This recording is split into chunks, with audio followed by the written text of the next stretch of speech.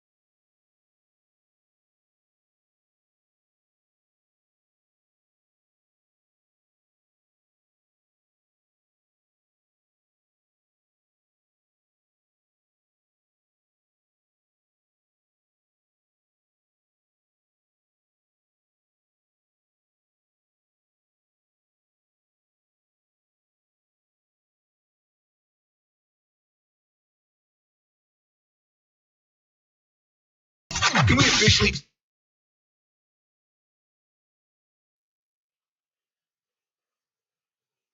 You ready for Bulldog football?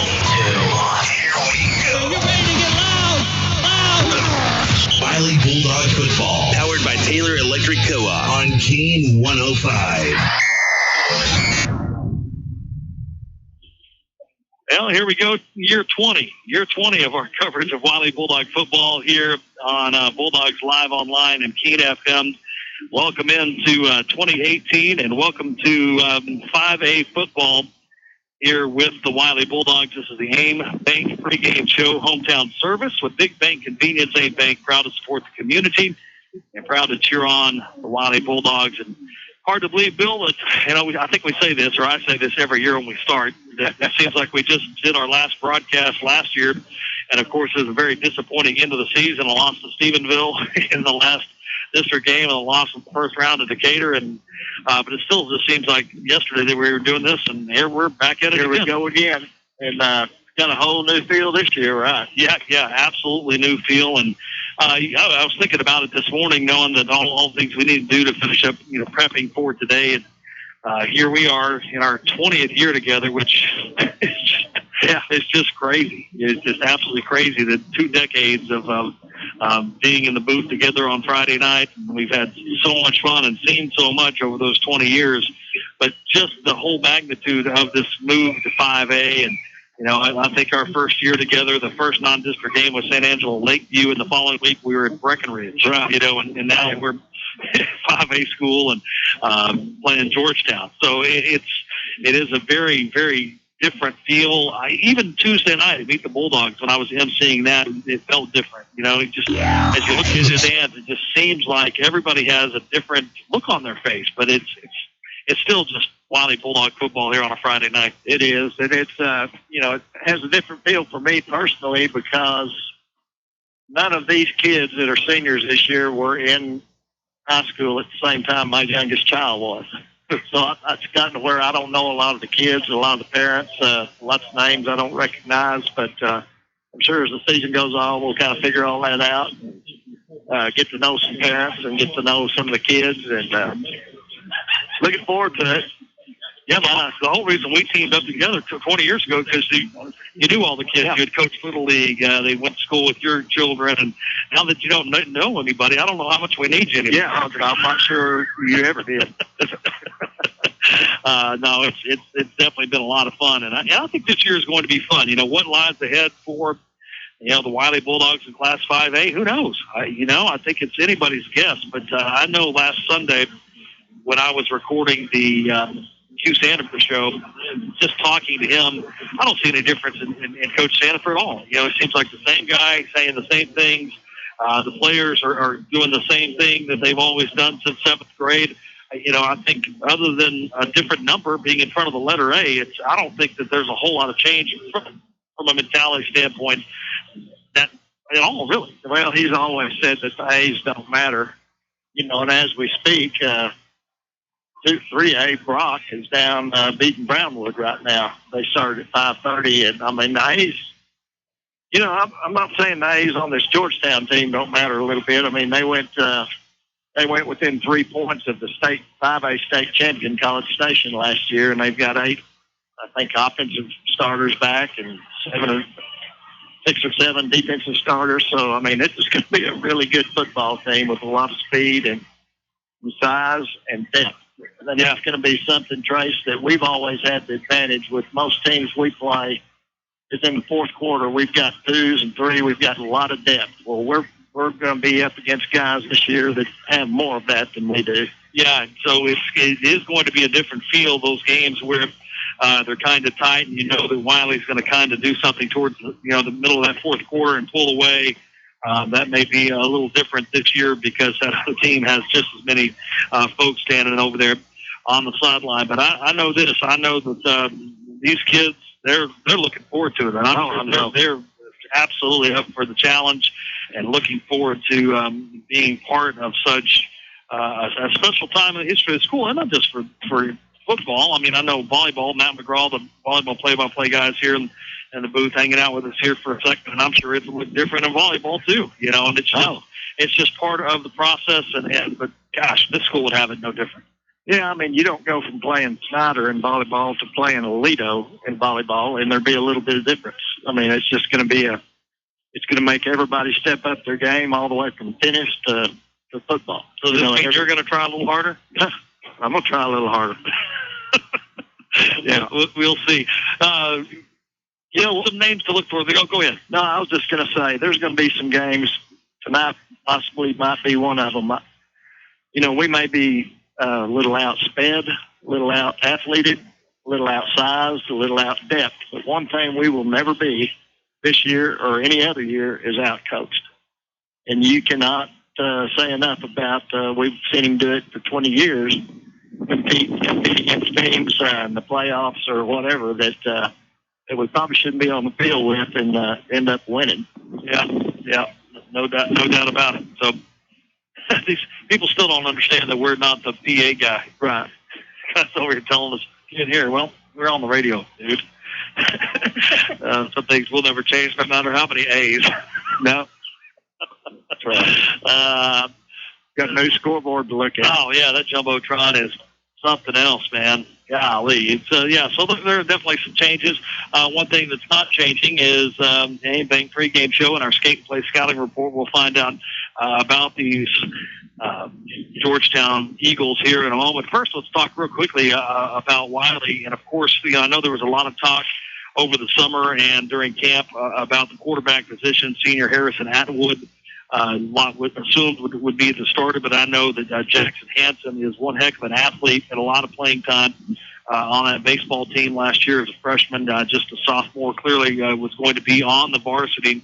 And right now, I guess he is officially the backup to Harrison Atwood. But I wouldn't be surprised if we saw him on the field a little bit. Maybe see both quarterbacks a little bit in non-district play. I think it's obviously Harrison Atwood, the senior. It's his job to lose. Oh, absolutely. It'll be like a few other years we've seen. It'll just be maybe whoever has a hot hand. Yeah, and I know Atwood's got a cannon. I mean, he can definitely spin the ball. And he can run. He's a big kid. They say he runs hard, kind of like a fullback. He'll be more like Tyler Ward was a few years back. That he's kind of a threat running the ball. Yeah, 6'1", 205. So plenty of size there. I always like it when I see QB-LB. Yeah, on the roster. That tells you that.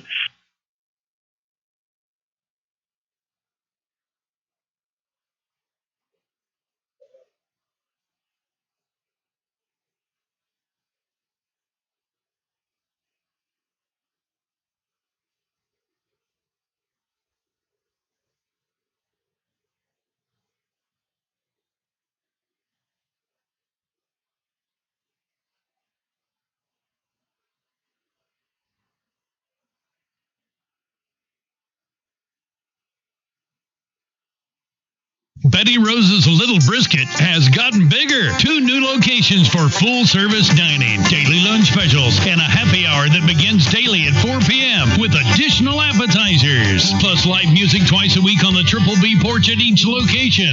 The newest location, 3934 Cat Claw Drive, even has a full bar. And the best food made from scratch is at Betty Rose's. Betty Rose's, 2588 East Lake Road, and now 3934 Cat Claw Drive. Not sure what happened there, but here we go. Obviously, first at game First of the Financial, year. we're celebrating our first 125 years. Talking about the offensive we wouldn't be line here and, without our customers. Coming together, Bill, and you were saying as we have technical difficulty, and some of these guys, a lot of these guys didn't get a lot of playing time last year, and so it'll be imperative that they come together pretty quickly. Right. Sutton Welch and Shaq Muth both had pretty good playing time, but some of these other guys. Duncan Alexander is one of the 2 sophomores that are on the varsity. They've got him penciled in at least for this game as a starter. Kind of good news. See some young kids got that much ability. 6'3", 230. Yeah, pretty good size. But Jackson Smith and Casey Hanna, some of those guys got Hayden Cottle was having a great year last year at receiver. One of the faster kids on the team, a good track guy. Broke his ankle. I don't know, about halfway through the season last year, right down here in the end zone. Touchdown pass. Yeah, for sure. And then, of course, defensively, Dax Morris back, played a lot last year as a sophomore. He is out, though. A little knee issue that they're going to look at. Name that stands out to me, though, Brazos Ham. I think Brazos, he's a headhunter, and I think he's somebody that will make a lot of noise there at that linebacker position. And I'm looking forward to seeing what Parker Sanford and Holden Ross do at those DN positions. Should be good stuff. All right, let's take a break here in the AIM Bank pregame show. When we come back, we'll find out Coach Sanford's thoughts on the Georgetown Eagles. It's this week's edition of the Skate and Play Scouting Report. We'll do that next as our coverage of WYLIE Bulldog football continues, powered by Taylor Electric Co-op here on Keen 105. At AIM Bank, we know your time matters. That's why we offer hometown service paired with big bank convenience. I'm Gary Galbraith, Market President for ABILENE. At AIM Bank, you'll get quick loan decisions and convenient tools like our mobile banking app. When you open an account with us, you'll get free access to time-saving solutions, including mobile check deposit and over 600 ATMs right here in Texas. AIM Bank, hometown service, big bank convenience. Member FDIC, an equal housing lender. Ladies and gentlemen, meet John. John is a middle-class guy. Hello. John likes his sports talk. John likes his news talk. John likes rock and roll. That's right. John reads the sports section and the business section. John likes the game of billiards. John likes 8-ball and 9-ball and those fancy trick shots. John has plenty of room at his house for a pool table and maybe a game table. And maybe some game room chairs. And maybe a, dare I say it, yes, maybe even a bar. And right over there, John could put shuffleboard or air hockey or foosball. John will decide when he goes to ABILENE Billiard Connection. Then John's wife will come in and decide what color and style. As long as John gets his billiard table, he doesn't give a rat's patootie. Really, a man's home is his castle, and in John's castle, there will be a game room. ABILENE Billiard Connection is at 2950 North 1st, so John and Mrs. John can completely outfit their castle's game room at really good prices from a local concern. Now that John is getting his game room, here's what John has to say. Hoo-wah! That's ABILENE Billiard Connection at 2950 North 1st. Maverick Saw Cutting and Cord Gelling is a proud sponsor of WYLIE Athletics. Maverick Saw Cutting and Cord Gelling will save you time and money with the latest technology, including concrete cutting, live wire and rebar detection, structural analysis in real time, precision wall cutting, and cord gelling from standard concrete to highly abrasive concrete. Maverick Saw Cutting and Cord Gelling, 325-788-7777, or go to MaverickSawCutting.com. Go Bulldogs! Now, back to the Wylie Bulldog pregame show on Kane 105. Welcome back into the AIM Bank pregame show here on Kane 105. Getting you ready for the season opener between the Wylie Bulldogs and the Georgetown Eagles as Wylie's maiden voyage into Class 5A begins tonight here at Bulldog Stadium. And matter of fact, we'll be here at Bulldog Stadium for the next counting tonight, 3 straight weeks, and then just a little drive into town to go to Shotwell in week 4. So a pretty interesting non-district schedule for Wylie. You have this Georgetown Eagle team followed by Lubbock, Monterey, Stephenville, Abilene, Cooper, and then Brownwood. So not much going on there in terms of travel, and then a bye week, and then it gets crazy. So, of course, next year will be really crazy. We'll be on the road for 3 straight weeks to start the season. So yeah, there's a stretch here this year, though, when one week we go to Lubbock and the next week we go to Kenyon. Yeah, that just means 2 weeks. I don't mind going that way. 2 weeks of Orlando's and Taco Villa. Yeah, I'm down for that. That's totally fine. We can play at Lubbock every Friday, as far as I'm concerned. You know, it's Taco Villa. All right, let's find out about the Georgetown Eagles. We talked to head coach Hugh Sandiford about his expectations on his opponent tonight. It's this week's edition of the Skating Place Scouting Report. So you start the season off with the Georgetown Eagles team that lost to the eventual state champions last year. Really good football program. Talk a little bit about Georgetown. Well, they're playing a good program, like you said, and coached by Jason Dean, former Abilene High assistant. And, you know, like you said, lost to College Station High School. College Station won the state title in 5A last year. Their closest playoff game was Georgetown. So they've got some good skilled players back and some big offensive and defensive linemen. You know, they really do a good job. You can tell they're really well coached. We saw them in their only scrimmage, which was Austin High this past Friday, and really do a great job. One thing that stands out is defensively, they're very sound, very tough. 3 big defensive linemen, a couple really good linebackers, and a couple corners that are really impressive. Offensively, you got a senior starting at quarterback, does a good job throwing the football, and also they've got 2 fast tailbacks. They run a 1-back set, but they alternate them in there. So, yeah, they're definitely going to be a tough match for us. And we've talked to our kids since day one. We're not going to change our expectations in 5A that we had in 4A. And our expectations, we're getting to the postseason and then see what happens. And so we want to play the best because we want to be the best in 5A like we were in 4A. And so that's kind of why we are playing the teams that we're playing. Yeah, absolutely. Talk about scheme-wise what Georgetown does offensively and defensively. Well, they're spread. They run a lot of spread formations. They'll run a little bit of some tight end, H-back stuff, but they're good. They're multiple offensively and do a good job mixing it up, getting it outside. They have 2 returning receivers that are really outstanding, and so we're going to have to do a good job of maybe pressuring that quarterback so we can't have time to get it to those guys because they're very good. Defensively, a little bit different with some stack, run 3-3, 3-5 stack, a lot of pressure on you at the point of attack. You know, we don't see a lot of that. We see some, but we don't see a lot. So, again, it'll be a challenge for our guys up front. We felt like we got worked over a little bit up front Friday night in our scrimmage, and those guys took it to heart. And so this is another test of guys, 260, 240 up on that D line. So we'll have to really go to work this week. Yep, looking forward to Friday night, first game of the year at home. That's always the best way, I think. Well, we had a home scrimmage and had a great crowd, and I really expect us to have a huge crowd Friday night. Yeah. I mean, first game, first week of school. Parents are glad to get those kids back in school and then come out into the Bulldog Stadium and have a big night out there and watch the Bulldogs play. Keys to victory. What are you guys going to have to do this Friday night to get a win in week 1? Well, I think one thing is we're going to have to elevate our game from where it was last week. It's always a noticeable improvement from that scrimmage to the next week. Just so many things that the kids can do now. And you game plan for somebody. In a scrimmage, you don't. So hopefully we have a better game plan going into this and kind of some areas we want to attack. Biggest thing I want to see is some better offensive consistency, keeping their offense off the field and keeping ours on the field. Two, just a big key is just hopefully their eyes aren't quite as big as they were last week. It's a little bit slower for them, and it's a little bit more comfort level playing in a big game like that.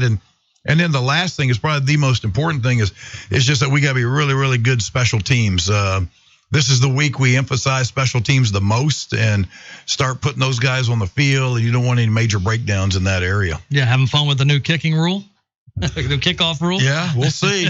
I mean, there's a lot of changes, in everything. And so, but the kicking change is different. And heck, I like it. I mean, if hopefully we can utilize that rule to our advantage and maybe we can do some things with it. Yeah, I know there was a little bit of college football on this past weekend, and I was watching, I think, the FCS opener, and I didn't see anything. So I thought, well, I don't know. Maybe I kind of expected it to be a big deal. Maybe it won't be. Well, of course, those guys are putting it in the end zone, are putting it right at the goal line. But, so many of the guys in high school now have mastered the directional high, kick it to about the 8-yard line, right on the sideline. Yeah. Well, now, you can fair catch that and snap it at the 25, just smile. So if we can catch it. So hopefully we'll be able to utilize that. I'm still looking forward to the fans freaking out because most of them aren't going to know, and they're going to see that ball move to the 25. Yeah. Hey! Yeah. That's going to be a lot of fun. That'll be fun. Well, the fans, they'll have to put their popcorn and Coke down and then start yelling, start coaching. That'll be good. Perfect timing at this week's Skate Place Scouting Report as your Wylie Bulldogs take the field here at Bulldog Stadium. Don't forget the Skate Place does birthday parties. They do games, supply the DJ, party host or hostess to help with your party. They do them during regular business hours, or you can reserve it for a private party. Great place to have a party. They have great snack bar, excellent food there, great music video system, great. I know they recently repainted the front, had a mural artist come in. It looks fantastic. They've redone the surface in there. You can eat off the top of the speakers. That place is so clean. Just a fantastic place. For hours of information, find them online, skatingplaceabilene.com. Well, it looks like a normal Friday night here at Bulldog Stadium, doesn't it, Bill? It's all full here. No stickers on the helmets for the first game of the year. But you can't help but sense a little bit of a different feeling with this move up to Class 5A. No, it's definitely different. One thing that's not different is not a lot of people like to drive from Georgetown to Abilene because they don't have a whole lot of a crowd here. They may be 5A and ranked 15th in the state, but they don't travel any better than we do when we go long distance. It's pretty good. How far is it? 2 days? I thought Matt said 2 days. I'm like, wow. It is in Texas, isn't there? 2 hours of 2.5 hours? Oh, that's not far. No, it's further than that. I mean, it's further than Austin. Well, I didn't realize Bennett Shackman is one of our returning starters on offense, probably our biggest offensive lineman. He's in street clothes now. He's down there lined up as a captain to go out on the field. Yeah, no, that's certainly not what we wanted for sure. Hicks, Keitel, Atwood, Welch, your captains this season. Looks like I don't think that's him, Bill. I think that's not a player. Maybe that's his dad. You see a 73? Yeah, there he is. So I was going to say, if he was in street clothes, he'd be dressed differently. He wouldn't have a T-shirt on like that because they have their little rules, white shirts and ties and all that good stuff, one of those teams. So Georgetown just now taking the field here as we get ready to wrap up the AIM Bank pregame show here on King 105 and get underway with some, that's 176 miles away, north of Austin. So, yeah, good for old Curly. He sent me a map. We got the best. We don't have to go there. We will next year. Yeah. But you know what? We have exactly 364 days to figure out where it's at. That's right. It doesn't. You're a nerd, man. Total nerd. All right, they're getting everything ready here, I guess, for the coin toss. They sure are. Hopefully, our sideline reporter, Levi, off tonight for the first game of the year. So Brian Hobbs is going to fill in for us tonight here, and he'll actually be hosting our halftime show starting next week here. Other side, white hat, buddy. Other side, there you go. We're off to a roaring start here. All right, guys. What's like football, eh? We had a few stuff now ready to play ball. Sir, we're waiting for the 14-16 back football. Let's jump to it, okay? If you guys have any questions for us, feel free to ask one of us, and we'll see if we can do it. All righty? Definitely. Yeah. You guys will back up just a little bit. He's going to call the toss. The team here is going to get the front. Yes, sir. Let's just get back to the first piece. Come on. Look at it. Yes, sir. All right. Hey, guys, let's play fair and try not to get ourselves in head. Oh, that's what you're doing. And that's Settle. And here's the deal. One thought. You like the first. All right, so Georgetown wins the toss, and they will defer to the second half. We will see which end WYLIE will defend. We'll take a break as they get ready for the national anthem, and that'll wrap it up for this week's edition of the AIM Bank pregame show. We'll come back, opening kickoff next between WYLIE and Georgetown, powered by Taylor Electric Co-op on Keene 105. Hey there. Hey there. My son's going to help me. Coming to help me. Yep, it's the copy game. Copy game. I could say anything right now, and he'd repeat it. I just love Brussels sprouts. I just love, hey. I'm careful what I say around him. I also try to make sure I pass on good energy-saving habits. You should, too. Save energy and money at TogetherWeSave.com. TogetherWeSave.com. You know, my dad is the coolest. My dad thinks he's funny. A message from your hometown co-op. It's Taylor Electric Cooperative in Merkel. If this is your idea of going to the dentist, it's time for you to make a change. At Borland Family Dentistry, we'll make your smile beautiful and healthy with a simple checkup, or by using one of the most advanced cosmetic procedures. Let's make your smile something to smile about. Borland Family Dentistry. 2 great dentists, 1 awesome team. Borland Family Dentistry. You'll love your smile again. Now, same-day appointments. 695-3300.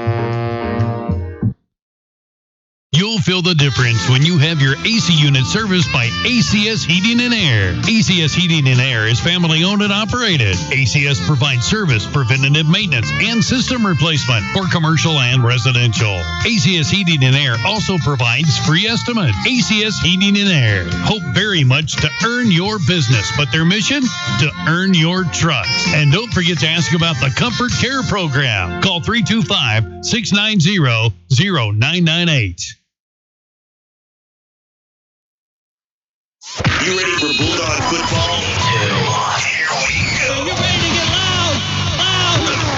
WYLIE Bulldog football, powered by Taylor Electric Co-op on Keene 105. All right, here we go. Time for 5A football here on Keene 105. That'll wrap it up for the AIM Bank pregame show. Thanks to our first quarter sponsor, brand new sponsor this year, ABILENE Battery and Golf Cards. They do batteries for golf carts. They do automotive batteries, lawnmower batteries, tractor batteries, truck batteries, ATV, UTV, motorcycle, and if you need a battery for your wheelchair, cell phone, no. Anything with wheels on it. If it has wheels on it, they can put a battery in it. They also do golf cart, ATV, and UTV repairs. Also have a great selection of golf carts for sale, and you can even rent one. I've seen signs out there that says "Rent Me" on golf carts out front. located at 2434 Industrial Boulevard here in Abilene. But really, any battery that you need for something that moves, they have it there. Abilene Battery Golf Cars, proud sponsor of our first quarter here on King 105. Wylie will receive. They will defend the north end zone here this evening, so they'll be traveling left to right.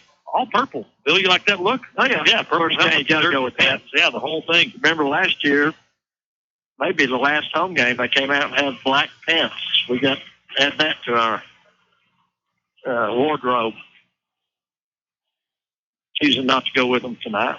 Booted away for Georgetown, Alexis Delacruz, senior kicker for the Eagles. Spiegel.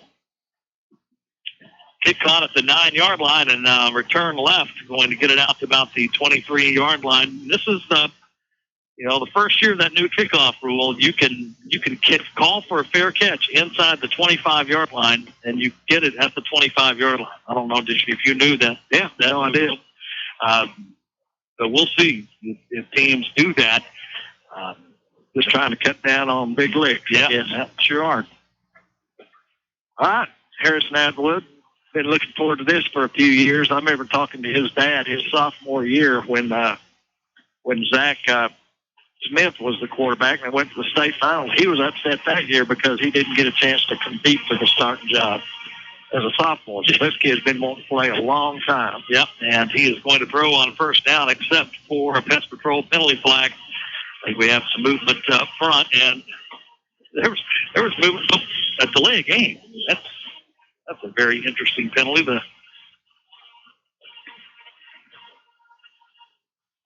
The trivia question for you down the road. First play of Class 5A football for Wylie. What happened? Play a delay game. Tried to put it off as long as we could. First down at 15. Atwood hands it off to Hicks left side, and he will stretch it to the sideline, pick up about 2 to the 20-yard line. I've kind of got to watch. I see Bailey Hicks quite a bit. His dad banks with us, and he comes in a lot. He works hard. As Coach Sanford talked about little insert that was in the newspaper yesterday about how hard he works in the weight room. He's 5'7", 185. So I tell you, he's one solid little muscle. Second down, 13 for Wylie at their own 20-yard line. Atwood rolls to his right, and he is going to be picked off. Intercepted by Gage Leggett, number 18, and he will return it into the ACS Heating and Air red zone at the 10-yard line. So a pick for Harrison Atwood's first varsity or first pass as a senior, going to be intercepted and returned 15 yards to the Wylie 10.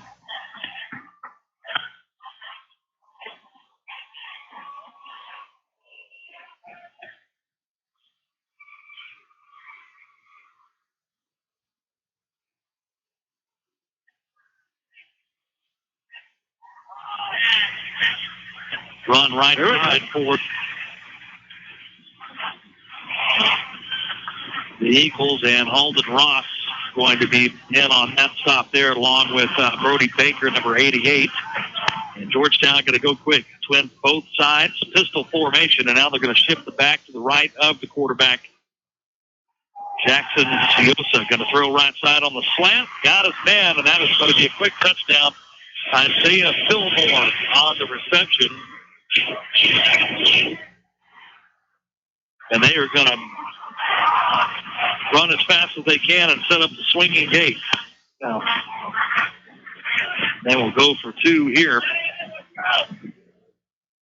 Yep, they'll go ahead and bring the kicker in, and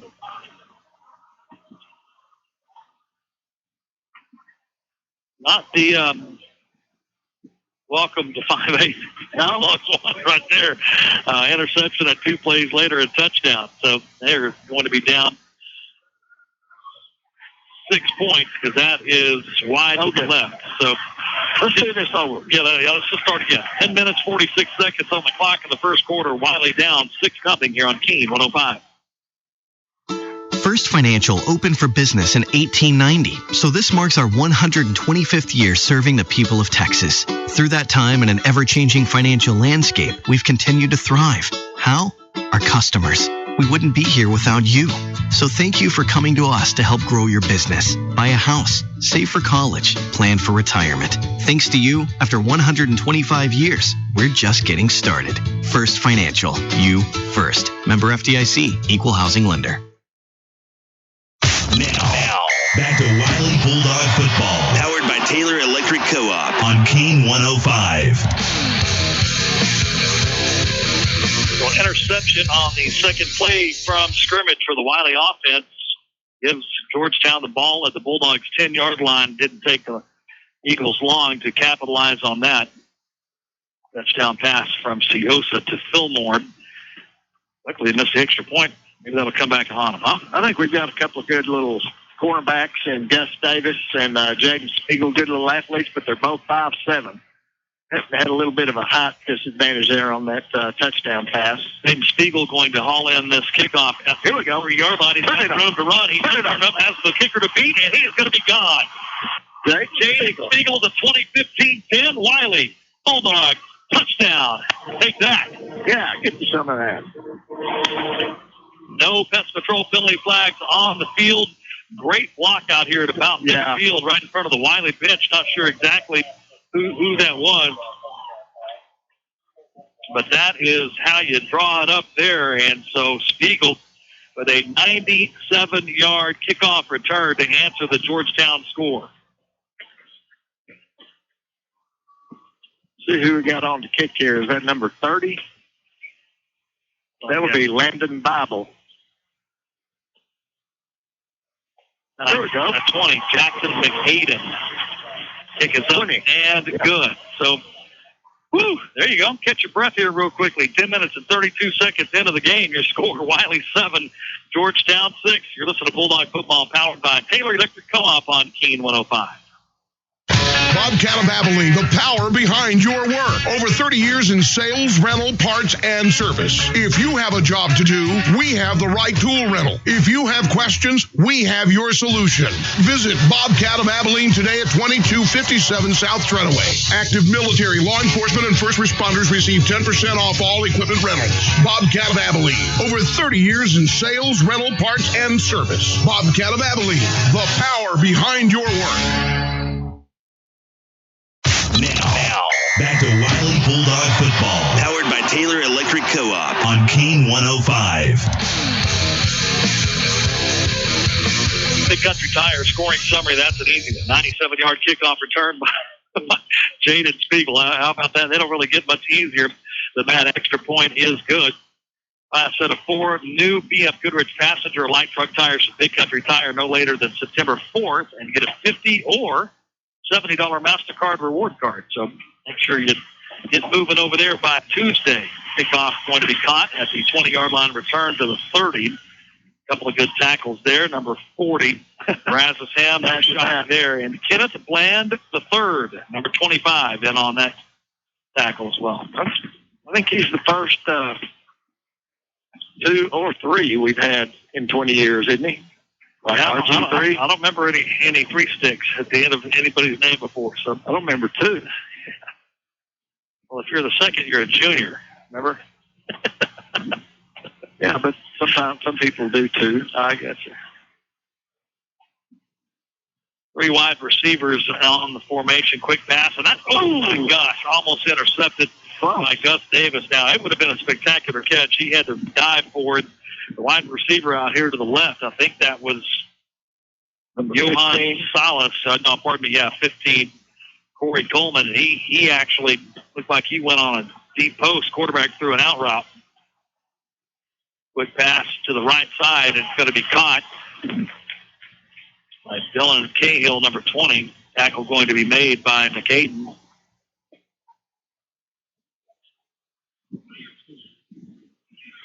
Third down and 2.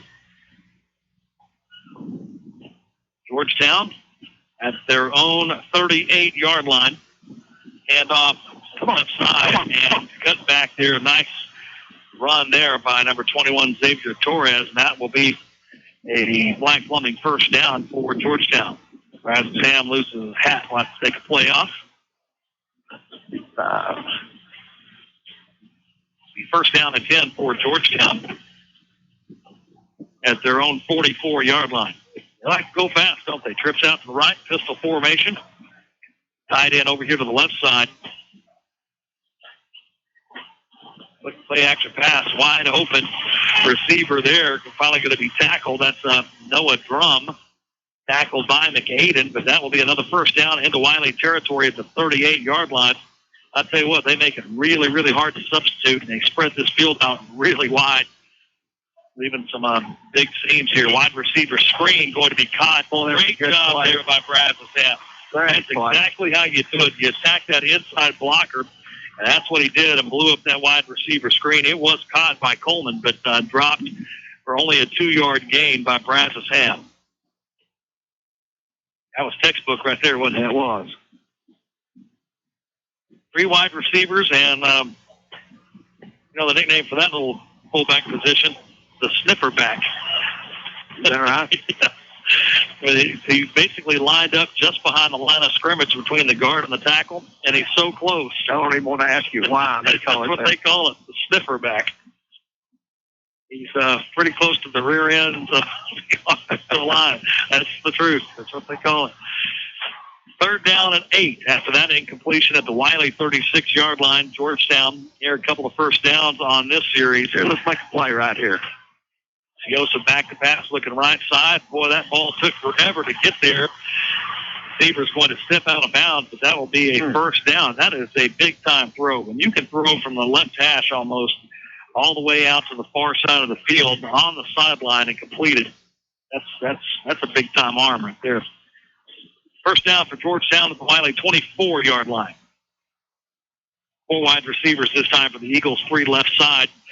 Quick little flare pass there, and that is going to be incomplete. Intended for Drum. That'll bring up 2nd down.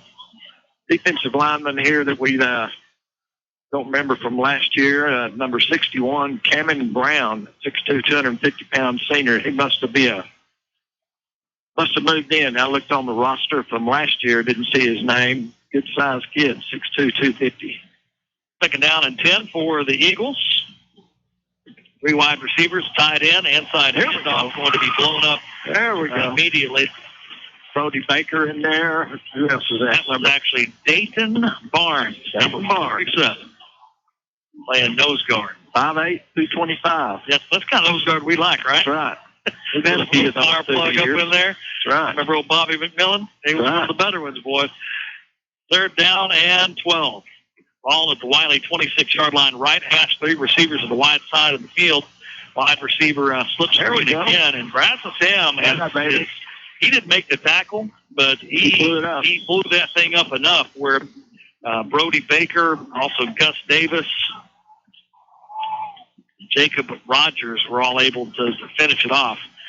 4th down and 11, and Georgetown will go for it here with 2 wide receivers to each side of the field. Ball at the Wylie 25-yard line, left hash, drop back for the quarterback, can't find anybody. He's going to scramble. There, that's going to be a targeting penalty right there. Yeah, 2 of them through it, too. That is going to be a targeting penalty. That's a good lick. I didn't see who got it. I think that may be in number 47, that's Dayton Barnes.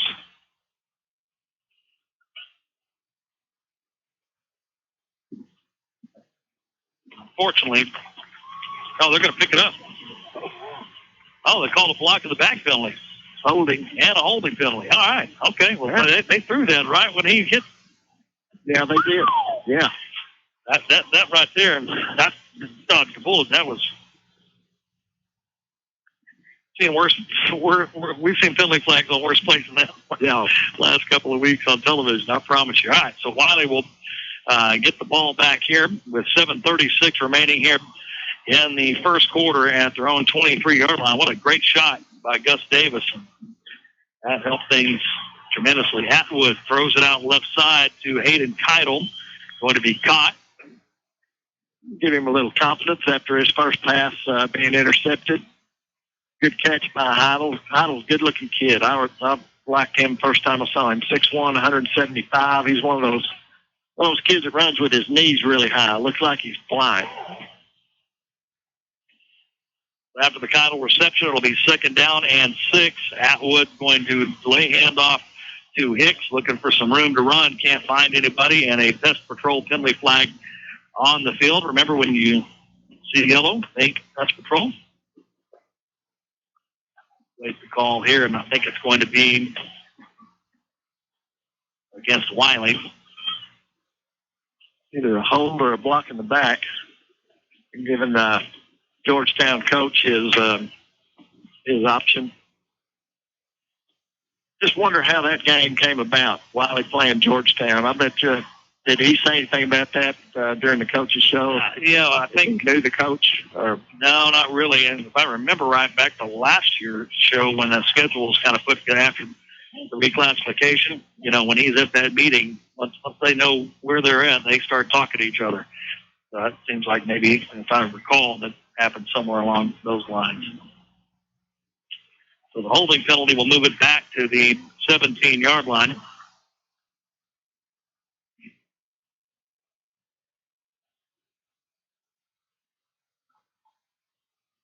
Second about 15. Yeah, probably 16, 17, something like that. Atwood going to be in the gun. So it's the screen, and they got Hicks, and they got some big boys in front of him. Here we go. Hicks up the left sideline, going to be close to Black Fleming first down, and he'll be right at the 6. A gain of 16 on the play up to the 33-yard line, and that will be a Black Fleming first down. Tell you what, a big play, a good block out there by Parker Sanford coming off the field here.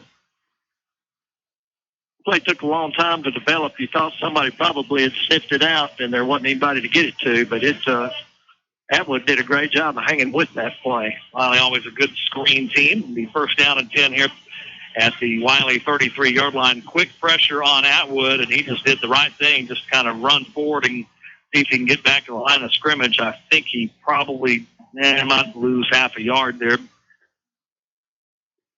We'll keep it at around 7 or 2nd and 10 here.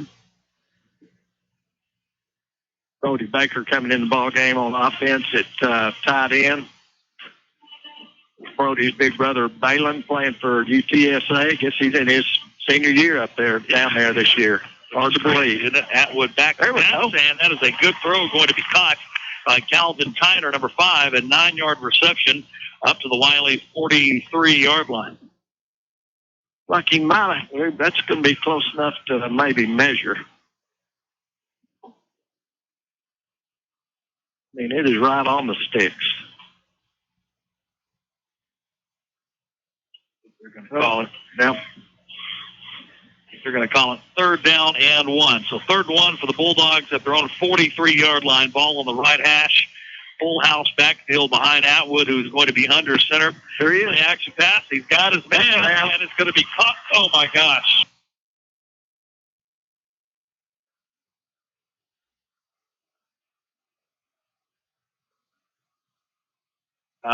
He went behind, and Kyle turned around and had his hands on it, just could not haul it in. That's one of those, I think, Atwood probably could have made a little bit of better throw to lead him a little bit, but Kyle would tell you he probably should have caught it. Oh, yeah, definitely one of those. A little bit of wind involved there going into it, but what a great play call. He was a safety bit and got all by himself. Same formation. Going to hand it deep to Hicks. Yeah, Hicks going to take it inside, and he'll get the first down on a 4th down and 1. Huge play there to get it to the 46-yard line. Black Fleming first down, 2nd 1 here for the Wylie Bulldogs here on this drive.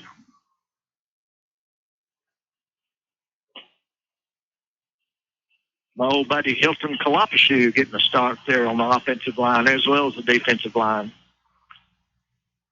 It'll be pretty tough to do for those big boys tonight, but it's probably still about 90 degrees down there right now. Luckily, it's in the shade now. Yeah, it's burning up, boy. Freezing up here, though. Hicks handoff inside, and they're going to have penalty flags on the field. Best patrol penalty flag on this play.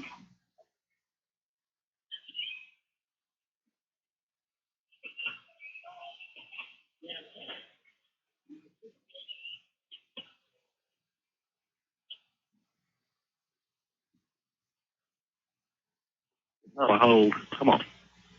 Stop. Well, 10-yarder. It is a hold.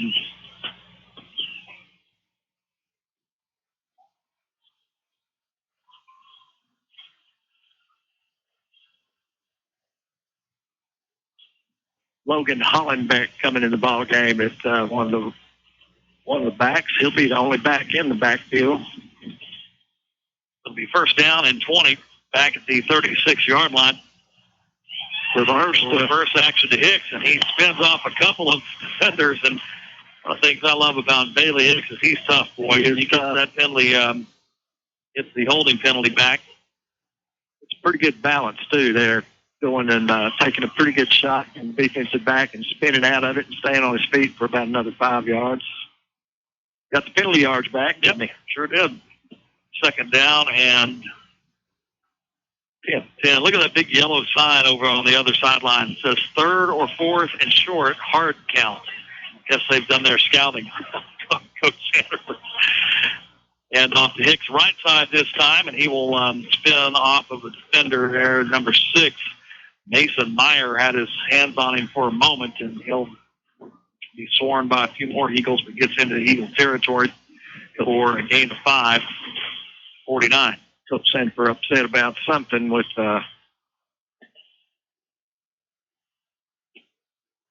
which is nothing new. He's done that a few times in 20 years. I thought he'd get a little upset on him. Twins both sides here on a third down and 5. Atwood in the gun, and it'll be a play action pass, and that ball is incomplete, knocked away. Big stick there. Number 18, Gage Leggett. I'm just glad our receiver got up quickly. Yeah, that looked. Yes, Davis there would have been a great catch, but he did take a lick. I know we play by NCAA rules, but you just don't see the targeting. I mean, that if you went back and ran that back, I guarantee you that kid led with his head right then. I'll bet you anything. We just we didn't see it called much last year, and yeah, because you can't go back and confirm it on replay. They're probably scared to throw it as much. Fair catch called for and caught at the 28-yard line on the punt. And with 3:21 remaining in the first quarter, score remains 7-6. Abilene Battery and Golf Carts first quarter here on King 105. Which is owned and operated by Bailey Hicks' dad. That's right. What a nice guy. Absolutely.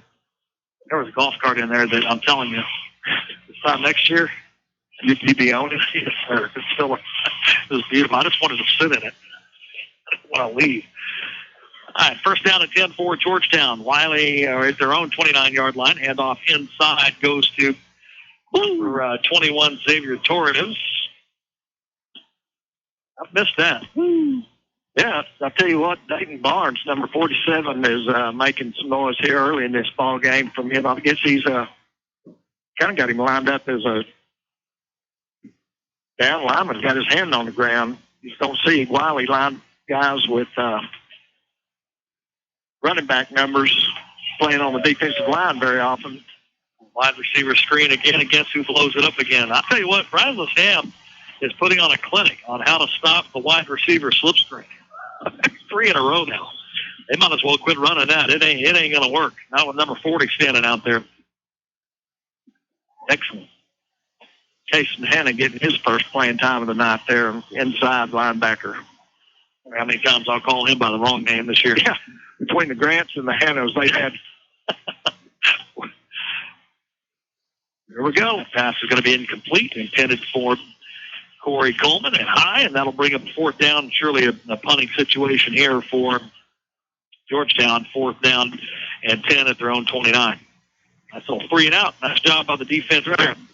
As Jackson McAden will go back deep to return the punt, standing at his own 30-yard line. A little bit of wind tonight coming out of the south. Jackson McAden, a 5'11", 155-pound junior. So far, he's made a couple of jumps. That is a very high snap, and he's just going to have to run for his life.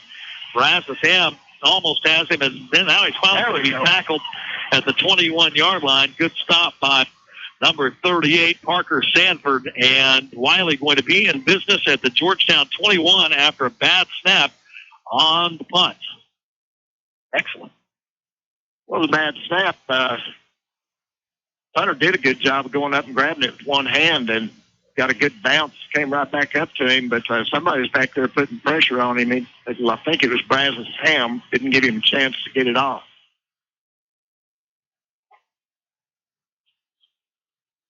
Three wide receivers in formation here. Atwood back to pass, looking in the corner of the end zone. And I tell you what, Haley Hicks ran a little wheel route out there, and he was open, but he kind of stumbled.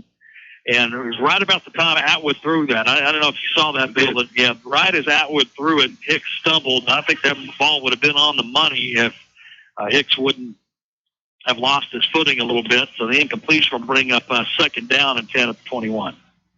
Yeah, what I like about that play was the protection. Watching Shaq Muth and Walapa Shield there on that side did a good job of keeping a couple of. They got a couple of big defensive linemen. High formation this time with Atwood under center, and they'll go option left. And the pitch goes to Hicks and through his hand. That is a fumble. We'll see if Hicks was able to get back on it, and I believe he was. He sure did.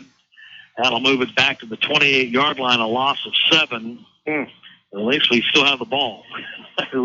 I thought for a moment that Georgetown had it.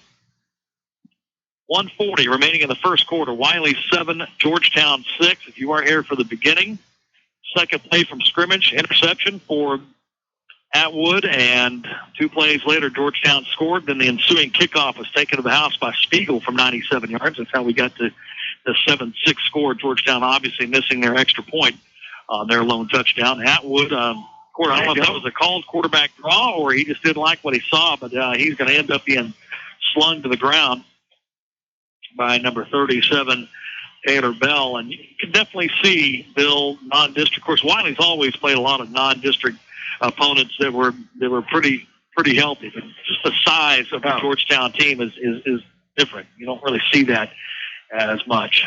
No, and that was pretty good speed. Atwood trying to bounce that to the outside. That'll be something we don't see a whole lot of either. Is we'll see teams that can keep you from getting the ball to the outside. Fourth down, 18 to go. Ball at the 34-yard line. Wylie going for it, throwing it up into the end zone and incomplete. Intended for Gus Davis, and kind of no man's land there. That's what, a 51-yarder in the wind? No way. So. Obviously going for it, and boy, good arm. Yeah, no doubt. Wylie, wasting an opportunity there after the muffed snap by the punt team for Georgetown. Wylie recovering that and then unable to capitalize with any points.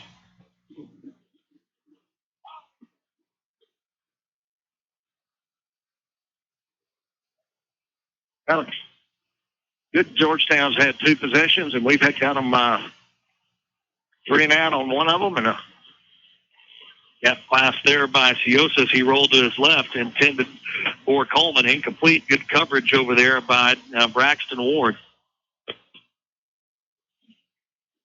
Braxton Ward. Wonder if he's any kin to Tyler Ward, the quarterback a few years ago. Oh, yeah. Second down and 10 for Georgetown. 3 wide receivers, Siosa in the gun. Handoff goes to running back coming across the formation, number 21, Xavier Torres, to the left side, and he will have about 8 yards up to the 42-yard line. That'll bring up a third down and 2 for Georgetown.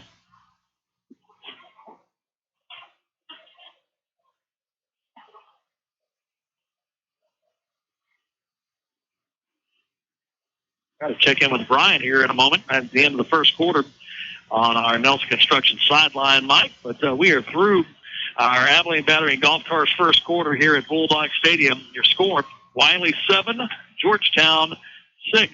We'll come back with more next, powered by Taylor Electric Co-op here on Keene 105. Hey, Wylie Bulldog fans, if you want to keep up with school news, community news, sports news, or art news, check out Wylie Growl Magazine. Wylie Growl is the official magazine of the Wylie Independent School District, a full-color magazine highlighting all of the great accomplishments of Wylie students, and it keeps you up to date on what's happening in the district and in the community and features Wylie residents of all ages. For information on how to pick up your copy of Wylie Growl Magazine, go to WylieGrowl.com. It's great to be a Wylie Bulldog. When it comes to finding the right vehicle for you, there's no better place than right here at Lawrence Hall in Abilene. For over 26 years, Lawrence Hall in Abilene has been the place to find the best from Chevy, Buick, and GMC. And that's still true today. Great vehicles and great service.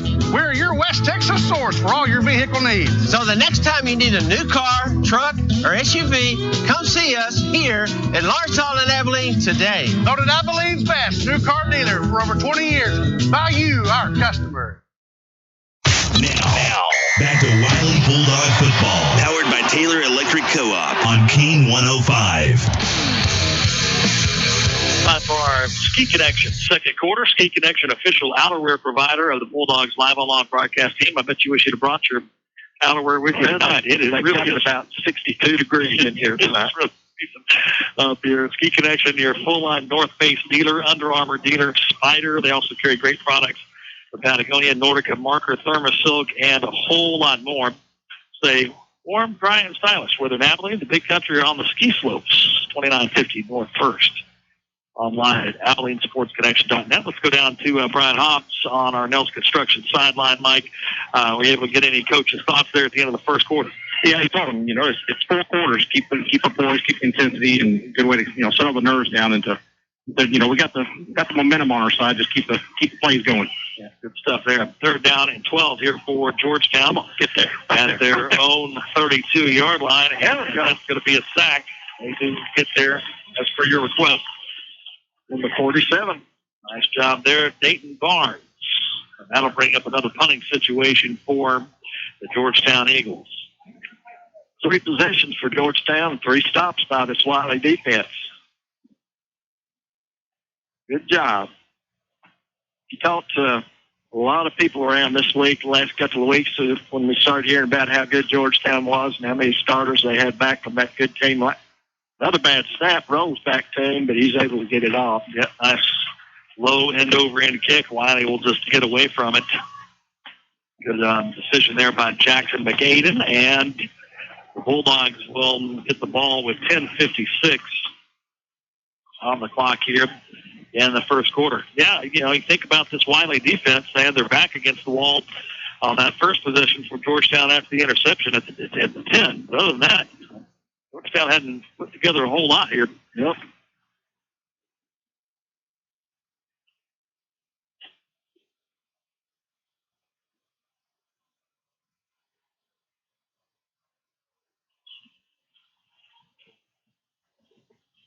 Atwood to throw first down, left side, and ball going to be incomplete. Keitel bounces off of his shoulder pads there.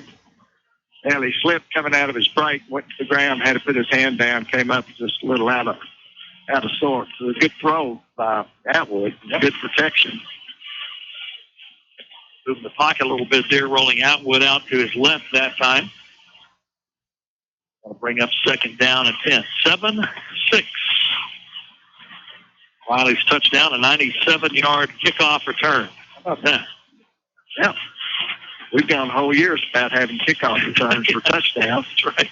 Here we go, Bailey Hicks. Yeah, Bailey Hicks right side on the handoff, and he will be pushed out of bounds on the Georgetown sideline at about the 43-yard line. Bring up a third down and 4. Yeah, so there you go. There's another trivia question. First touchdown for Wylie in Class 5A. Kickoff return. Yeah. Third down and 4. Quick pass out. Go to the top. Nice room to run here for Christian Ramirez. And a good job there by number 11 to get that Black Plumbing first down into Georgetown territory. And that was a great timing route between Atwood and Ramirez. Tell you what, you got to like a wide receiver that'll put his head down and try to run over a safety, too. Like that. 14 yards. Play right there. Number 45, Nathan Moore getting the carry there. Picks up about 5 yards. 4.5, 5 yards. Good job of blocking up front that time. Second down and 6 at the Georgetown 39-yard line.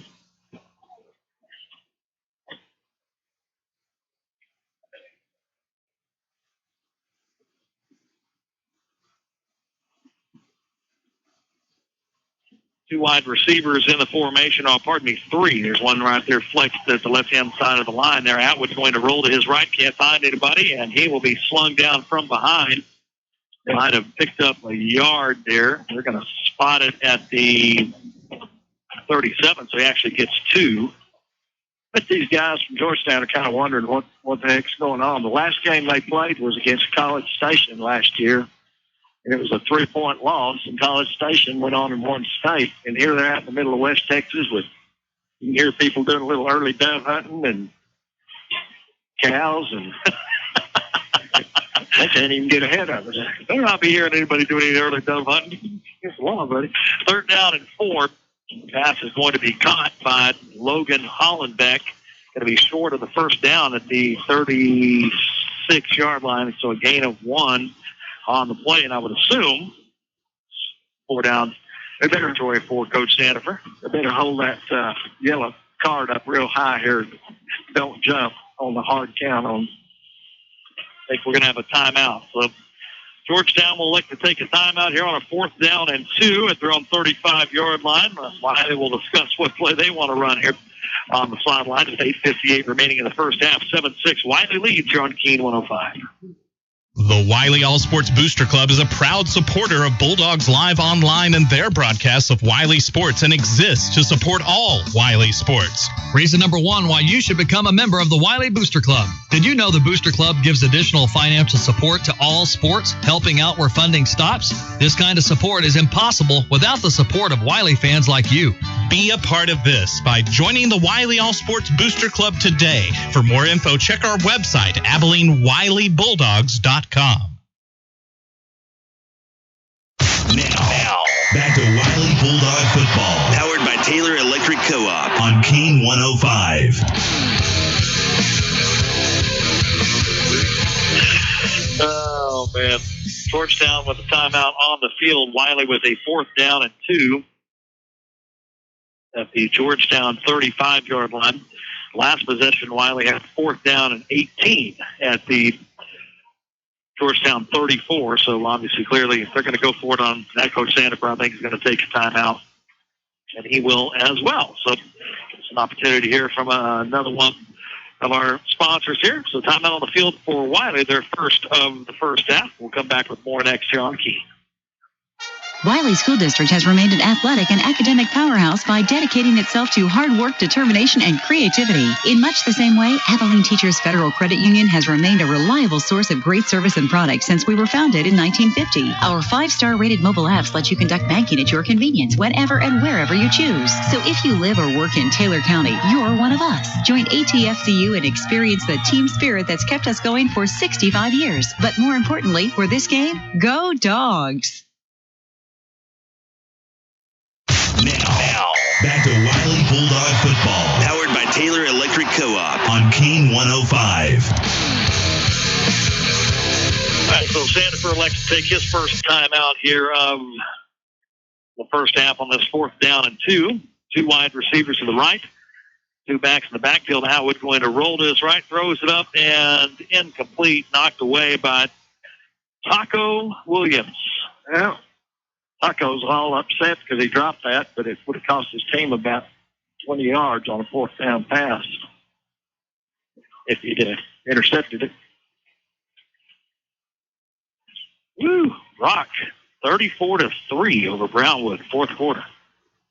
This Rock is ranked 2nd. Right? Yeah, 3A. But, oof, that's a beatdown. On TV. No kidding, nonetheless. Turnover on downs for the 2nd series in a row for the Bulldogs. Give Georgetown the ball at their own 35-yard line. With 8:52 remaining in the first half, 7-6. Wylie lead. Room to run right up the middle. Nice tackle made by number 17, Jacob Rogers, but not until Xavier Torres gets a big chunk of yards in the Wylie territory at the Bulldogs' 49-yard line. And on to go with it again. Torres right side, tackle going to be made by McAden and Davis. Or Ham. The 2nd down and 3 for Georgetown now at the Wylie 42-yard line. And they're going Torres again right side, and he's got a couple of linemen out in front of him. Well, they're just pulling a couple of those big guys and just running out there. Yeah. That'll be a Black Plumbing first down for Torres and the Eagles ball now at the Wylie 38-yard line. 3 wide receivers with that tight end / fullback up close to the line of scrimmage. A quick tackle going to be made there by Brody Baker on Torres. I said, all right, you're going to keep running that play. We will figure it out at some point eventually. No gain on the play, 2nd down and 10. Just got to watch him now pulling it out of his belly and raising up, hitting somebody running free in the secondary. What? Torres again, right side. And what? That's a tough play to defend. We have two big boys pulling out of there, leading the way. Student body, All-American play. Gain of about 5 there to the Wylie 34-yard line. That'll put us at the 7:15 mark or so by the time Georgetown will snap this. 7-6 Wylie lead here in our second quarter of play. 3rd down and 6 for the Eagles. Empty backfield as they motion the back out. Quick pass there by Siosa going to be caught on the left side. That should be a Black Plumbing first down. Caught by Cahill. Tackle made by McCaden and Ham. Also, number 37, Kason Hanna. He'll stop at a first down. Black Plumbing first down for Georgetown at the Wylie 23-yard line. Torres right side again here, and he's tripped up. Good play there. Number 12, Jackson Smith. Kason Hanna getting in on that also. A couple of guys that got significant playing time last year as sophomores in on that play. 2nd down and 9 at the Wylie 22-yard line for Georgetown. 4 wide receivers, 3 to the left, pistol formation in the backfield. Quick pass left side, and that is in class coverage there by Brazos Ham. Intended for Cahill. That'll bring up 3rd down.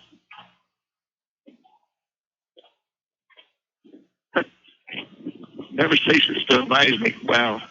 They're just gashing us to death right up the middle on that zone read, and then all of a sudden they just quit. Get away from it. We stopped it one time, and they went away from it and haven't gone back to it. 3rd down and 9 at the Wylie 22-yard line. What to it there? I must have heard you. Handoff this time inside to Javante Roden, and he will get inside the 15 to the 14-yard line. That is going to be close to first down, but about a half yard shy. So 4th down and inches for Georgetown as we get under the 6-minute mark here in the second quarter. Ball just inside the 15-yard line in Bulldog territory in the ACS Heating and Air red zone. Torres this time left side. He will have a Black Plumbing first down to the 11-yard line. Kason Hanna had pretty good position there, got in, had himself in position to get a stop behind the line of scrimmage, and running backs made a pretty good little move there and spun inside and picked up the first down. Sometimes you can be in the right spot and you just get a good running back on a linebacker. Sometimes it's a mismatch. So 1st down and 10 for Georgetown at the Bulldog 11-yard line. Yosa fakes a handoff, and that's going to be caught, I believe. No, I think that ball hit the turf, but they are going to have pass interference. Georgetown lining up like they think that was a touchdown, but I never saw the official signal a touchdown. Oh, no, they did. Now they do. Now they do. So a Georgetown touchdown, 11-yard touchdown pass.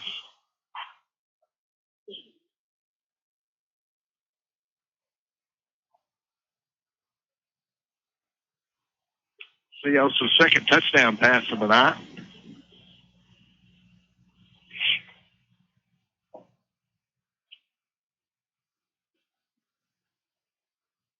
Extra point up and no good. This time wide right. Wonder why they didn't go for 2 right then and get it to 14-7. Going to have a penalty flag on the play, and if this is Wylie offsides, they may see the vein. It is. Yep, offsides against Wylie on a missed extra point. That's the kind of stuff that Will infuriate a coach.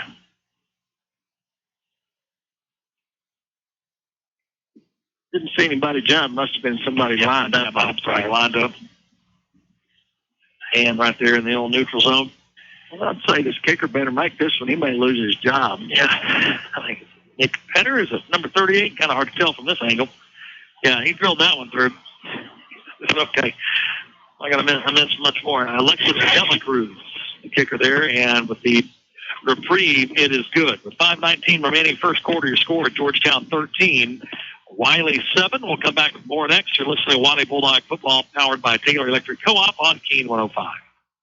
Maverick Saw Cutting and Core Drilling is a proud sponsor of Wylie Athletics. Maverick Saw Cutting and Core Drilling will save you time and money with the latest technology, including concrete cutting, live wire and rebar detection, structural analysis in real time, precision wall cutting, and core drilling from standard concrete to highly abrasive concrete. Maverick Saw Cutting and Core Drilling, 325-788-7777, or go to mavericksawcutting.com. Go Bulldogs! Now, back to Wylie Bulldog Football, powered by Taylor Electric Co-op on Keen 105. All right, so Ciosa with his second touchdown pass of the night. Extra point good, makes it 13-7. With 5:19 remaining here in the first half. See if they'll kick it to title. What do you bet? We might see our first little fair catch inside the 25. Watched some college football last weekend and last night, and didn't see that rule come into play at all. He doesn't err either. He catches it at about the 20, and he's going to return it, and he looks for some room to run, and that is a great job by Jacob Rogers, still on his feet, and like that kid. Don't remember him from last year either, but he's getting a lot of playing time and making some plays on defense. Doing a good job of running that kickoff back. Yep, turns it up to the 38-yard line. So Wylie's offense will be able to set up shop there. First down and 10. 6'1", 170-pound senior, Jacob Rogers.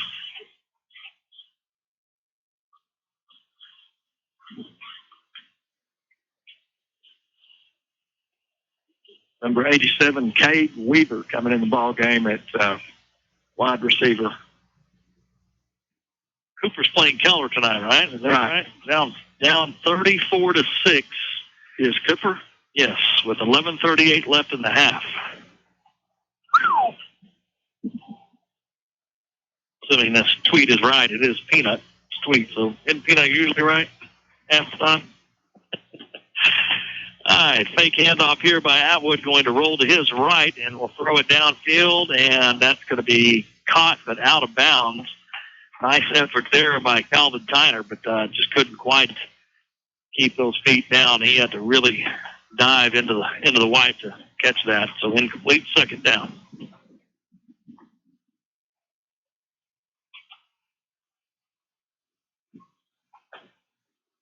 Let's get down and get some points out of this drive, or at least use up the rest of this time with Georgetown deferring. They're going to get the ball to start the second half. Here we go, Bailey Hicks. Hand off right side. We'll get across midfield to the 49-yard line. You talked to some of I didn't get to go last Friday, but you talked to some of the people that went to the Odessa High scrimmage, and they were acting like this game tonight might be 50-0 at halftime. They were talking about how bad Odessa High kind of threw us around, but I'm pretty impressed and encouraged by what I've seen so far. Got a lot of guys. 8-yard run by Hicks. Atwood going to roll to his left and flick it up there for Bailey Hicks, and just couldn't quite get it to him. He was under duress there. Number 37 for Georgetown, Taylor Bell. That'll bring up a 4th down and 2 ball at the Georgetown 49. Coach Sanford will elect to punt.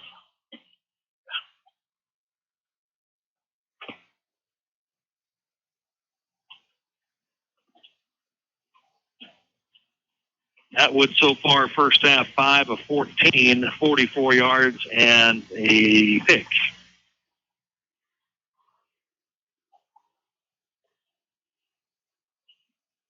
Nice, good high kick, end over end, going to hit at the 14-yard line. Nice job there. Excellent job, number 26, Peyton Wood. That ball will roll out of bounds at about the Georgetown 2-3-yard line, so that is excellent. That'll limit your playbook a little bit, starting out on your own, too, going into the wind.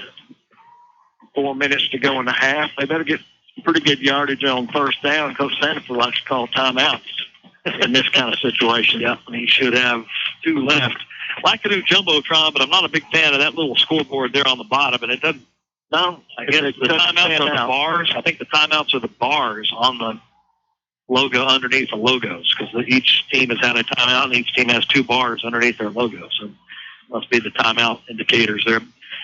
So Coach Sanford, 2 in his pocket here. First down and 10 for Georgetown at their own 3-yard line. Joseph back to pass, throwing it deep. Throws it up, going to be intercepted. Intercepted by Gus Davis. That up, baby. In front of the Wylie bench, goes up against a taller receiver. Noah Drum is 6'1", 175. Davis 5'9", and he climbed the ladder and stole that ball away.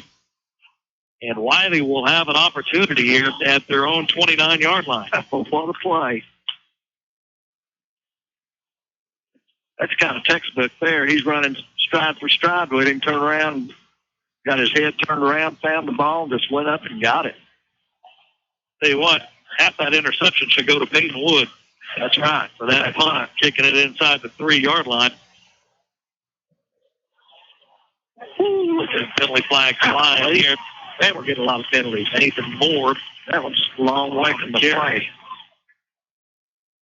Ball at the 29-yard line through Georgetown territory here, but we'll see. The penalty flag is at the 23-yard line. Chop block. Coach Sanford talked about that on this week's show, how that chop block, is something that they're trying to really look at, and he thought he would see some penalties early. Kind of 2 years ago against Vernon, when we had about 8 of them in that game. You remember that first game of the year? That's going to move it all the way back to the 40-yard line. That was a good gain on first down also. So Moore officially with 4 yards on the run before the 15-yard penalty.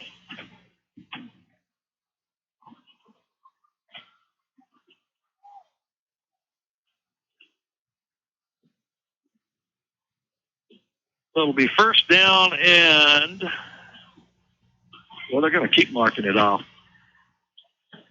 So no other penalty can you have for her. That is not a spot foul then. Because the line of scrimmage was the 29, so it's 15. Right. I thought it was a spot foul, but it's not. So first down and 25. Atwood back to pass, looks right side, can't find anybody, sets up the backside screen. Bailey Hicks with room to run. A great block out there by number 50, Hilton Kalapshu. What a great block by Hilton. And bringing that, and Bailey Hicks will get the ball down to the Georgetown 29-yard line, so they get the 15 yards back, and they get 15 on top of it for a late hit out of bounds. Poor Scholar, I mean. That's nice screen pass. That'll be obviously a Black Plumbing first down for Wylie, and that will move this football inside the ACS Heating and Air Red Zone. Affordable Comfort Solutions full system checkup is just $69.95. Also $150 installation of programmable thermostats. Call them at 690-0998 or go to acsheatingandair.com. Ball at the 15-yard line after the penalty. Inside handoff for Hicks, and he's going to grind his way down to the 10-yard line.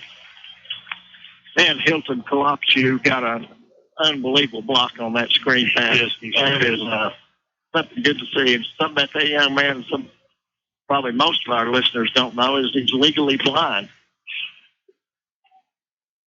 That's true. No kidding. That is a fact. I'll be dang. Somebody has to sit there. He can't see the signals from the sideline. Somebody has to tell him. That is amazing. There's an article for you, Jordan. Second down and 5 at the Georgetown 10. Hicks with the handoff. And I'll tell you what, that was a nifty move. He was dead in the backfield. Number 48 for Georgetown, Braden Hargrove, had him. And he was able to slip the tackle and gain a yard instead of losing a couple. Good play there by Bailey Hicks. It'll be third down and 4 at the Georgetown 9. Eagles leading the Bulldogs 13-7, 2:41 remaining in our Ski Connection second quarter.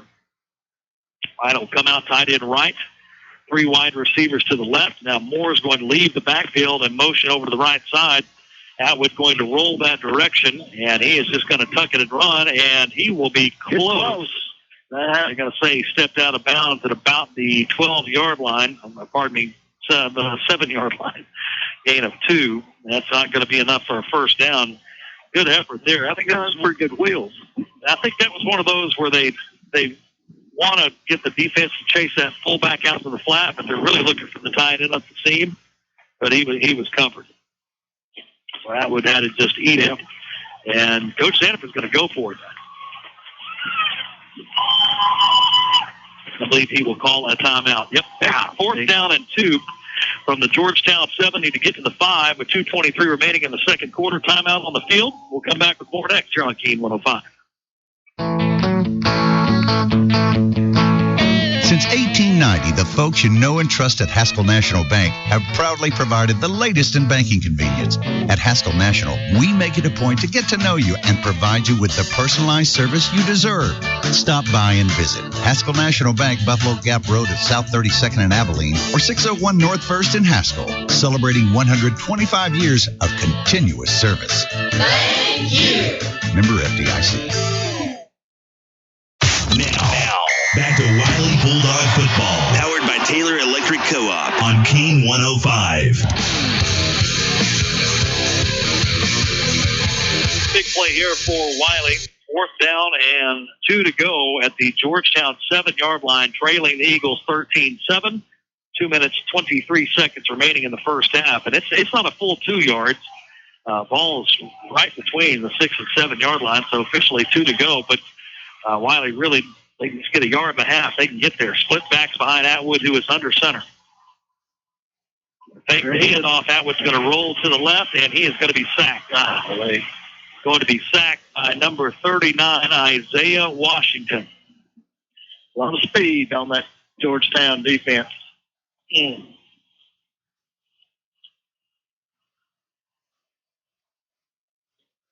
a couple of lost opportunities where we've had the ball deep in Georgetown territory after a turnover and unable to come away with any points. Yeah, it has the stopping the punt there in the first quarter. Had it at the 21-yard line, no points. Had the interception here by Davis at the Georgetown 29, no points. Really, Wylie winning this first half on the field, just absolutely not on the scoreboard. Best patrol penalty flag on the field here on the offsides against the Wylie Bulldogs. And I'm sure, Brian, down there on our Nelson Construction sideline, Mike, I'm sure it's probably a little bit frustrating right now. Yeah, it's a little bit more frustrating. We've got to get some points on the board. Both defenses really playing well. Yeah. Of course, you almost expect that early in the season. Yeah. It takes the offenses just a little bit longer to kind of get rolling, but shoot. Hard fought first half, for sure.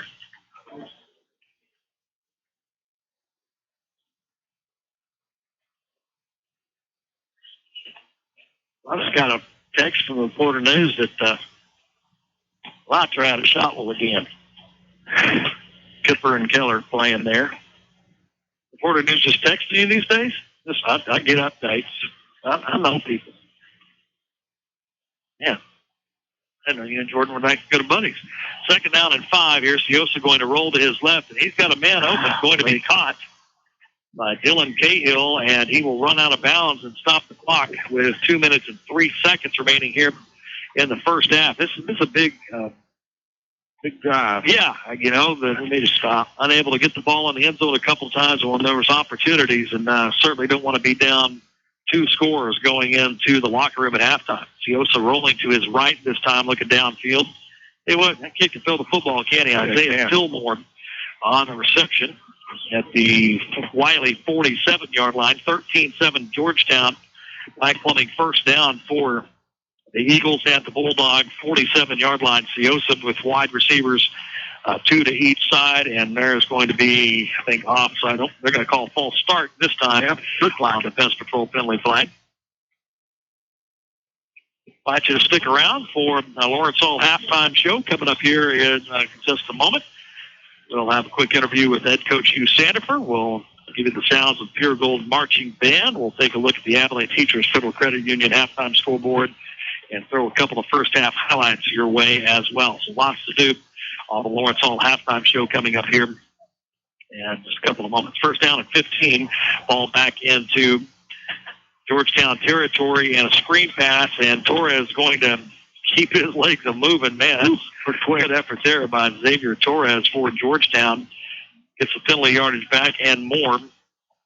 He's 2nd and 3 at the Wylie 40-yard line. 1:20 and counting. Roll, clock, roll. Good. And Coach Sandifer elects to take his final timeout with 1 minute and 11 seconds on the clock. Georgetown 13, Wylie 7. You listen to Bulldog Football, powered by Taylor Electric Co-op on Keene 105.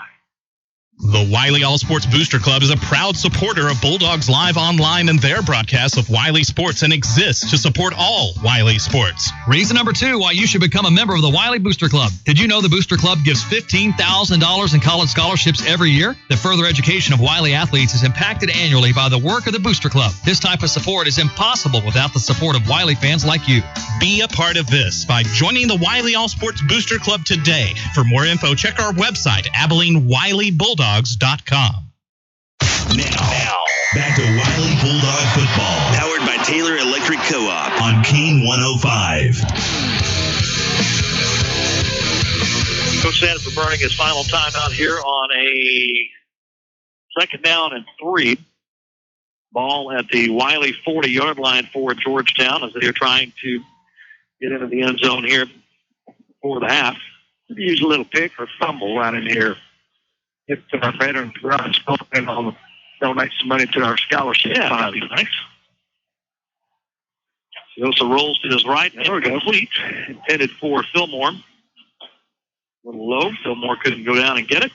That'll bring up 3rd down and 3.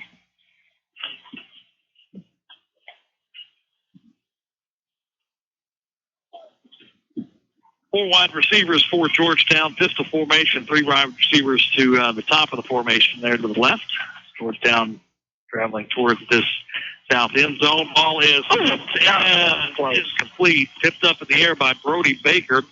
And Brazos Ham had to try to dive for it. Just couldn't quite get to it. A good play there by Brody Baker. Hey, what's a good thing Siosa threw that thing high, because if not, Baker might have taken that in the house. Picked it off. That's right. Just right on the tips of his fingers there. All right, big play here with 1:03 on the clock. 4th down and 3 for Georgetown at the Wylie 40-yard line. If Wylie Bulldogs can get a stop here. He'll say back to pass on the quick slant, and he is going to have it completed to Noah Drum. That's a hard route to defend right there. And that will give Georgetown a 1st down at the Bulldogs 31-yard line. Clock will stop while they reset the chains, and our clock crew doing a good job. They never really stopped. A little pump and go here. And incomplete. 11. Drum had about a step or two on Davis. I don't know if Davis fully bit on the old pump and go, but just enough. And Siosa overthrew him. Good. Yeah. 2nd down and 10. 45 seconds remaining. 13-7 Georgetown, but threatening here at the end of the first half. Going to have an empty backfield here. Siosa looking right side on the slant. Got his guy. That's going to be a Drum on the reception. I think now Georgetown, who has 2 timeouts remaining, will take one of those. And they do. 35 seconds remaining in the first half. Timeout on the field. 13-7. Georgetown leads here on Keene 105.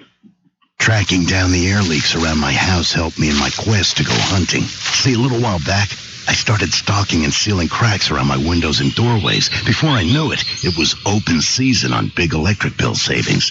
Those savings helped me pay for an extra day in the great outdoors, which to me is worth about a week anywhere else. Save energy, save money. Find out how at togetherwesave.com. A message from your hometown co-op. It's Taylor Electric Cooperative in Merkel. Now, back to Wylie Bulldog football. Powered by Taylor Electric Co-op on Kane 105. Georgetown with their second timeout here of the first half on a 3rd down and 2 at the Wylie 24-yard line. 38 seconds remaining. 3 wide receivers left, 1 right for the Eagles. Back to pass, Siosa looking for the corner route, and great job there. Great coverage, really by both players. 17, Jacob Rogers had the coverage, but then it was that Spiegel, number 3, coming over, breaking on the ball and knocking it away, and that'll bring up 4th down. Tell you what, that's how you defend the corner route right there.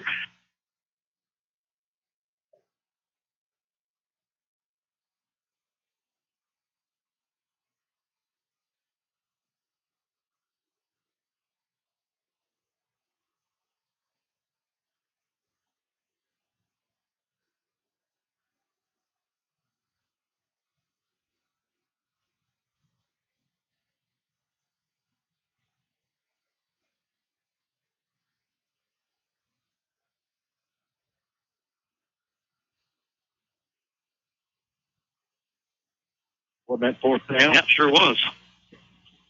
Got a flag? Must have. I don't see it on the ground anywhere. No, it was a dead ball, though. So they'll get this play over. You know, Coach Sanford saying I want to decline it, but if they're okay, there we go. Legal formation is different than a false start before the snap. So Sanford obviously will decline that, and the Wylie defense will hold it. That's really huge stop there for the Wylie defense. Wylie's offense with a couple of opportunities in this first half and could not get in the end zone or get any points for that matter. And especially after, getting the interception there deep in Georgetown territory, unable to get any points off of it. Good job by the Wylie defense. Some just need to take care of the ball right here, wouldn't you think? Atwood going to call the draw play to Hicks. Maybe not. Hicks is going to run, and he's going to run right side. Get out of bounds. I tell you what, he did get out of bounds at some kind of little draw. I don't know if he wrapped it around him. No, it's a straight draw, backside draw there. Goes all the way to the 50-yard line. Kind of changes things. Get down, get about another 20 yards. We don't know how far old Jackson McCaden can kick it, but we might get a chance to find out. That's White Fleming first down run of 25 yards by Bailey Hicks. 18 seconds down.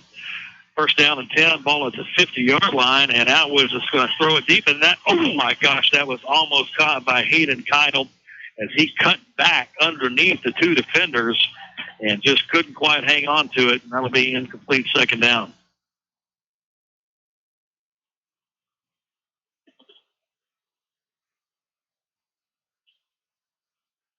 12 seconds remaining here in the first half, with Georgetown leading 13-7. Just a couple of moments away from the Lawrence Hall halftime show. Lots of stuff coming your way. We'll look at some scores, give you some highlights, listen to the band, talk to Coach Sandifer. There's a lot going on. Eat some hot dogs. Sure might. Final play of the first half will be a tackle in the backfield. Bailey Hicks will lose 6. That will be the final play of the first half. So this might be one of those for our sideline guy. Brian, this is probably one of those, your thoughts on the first half, Coach.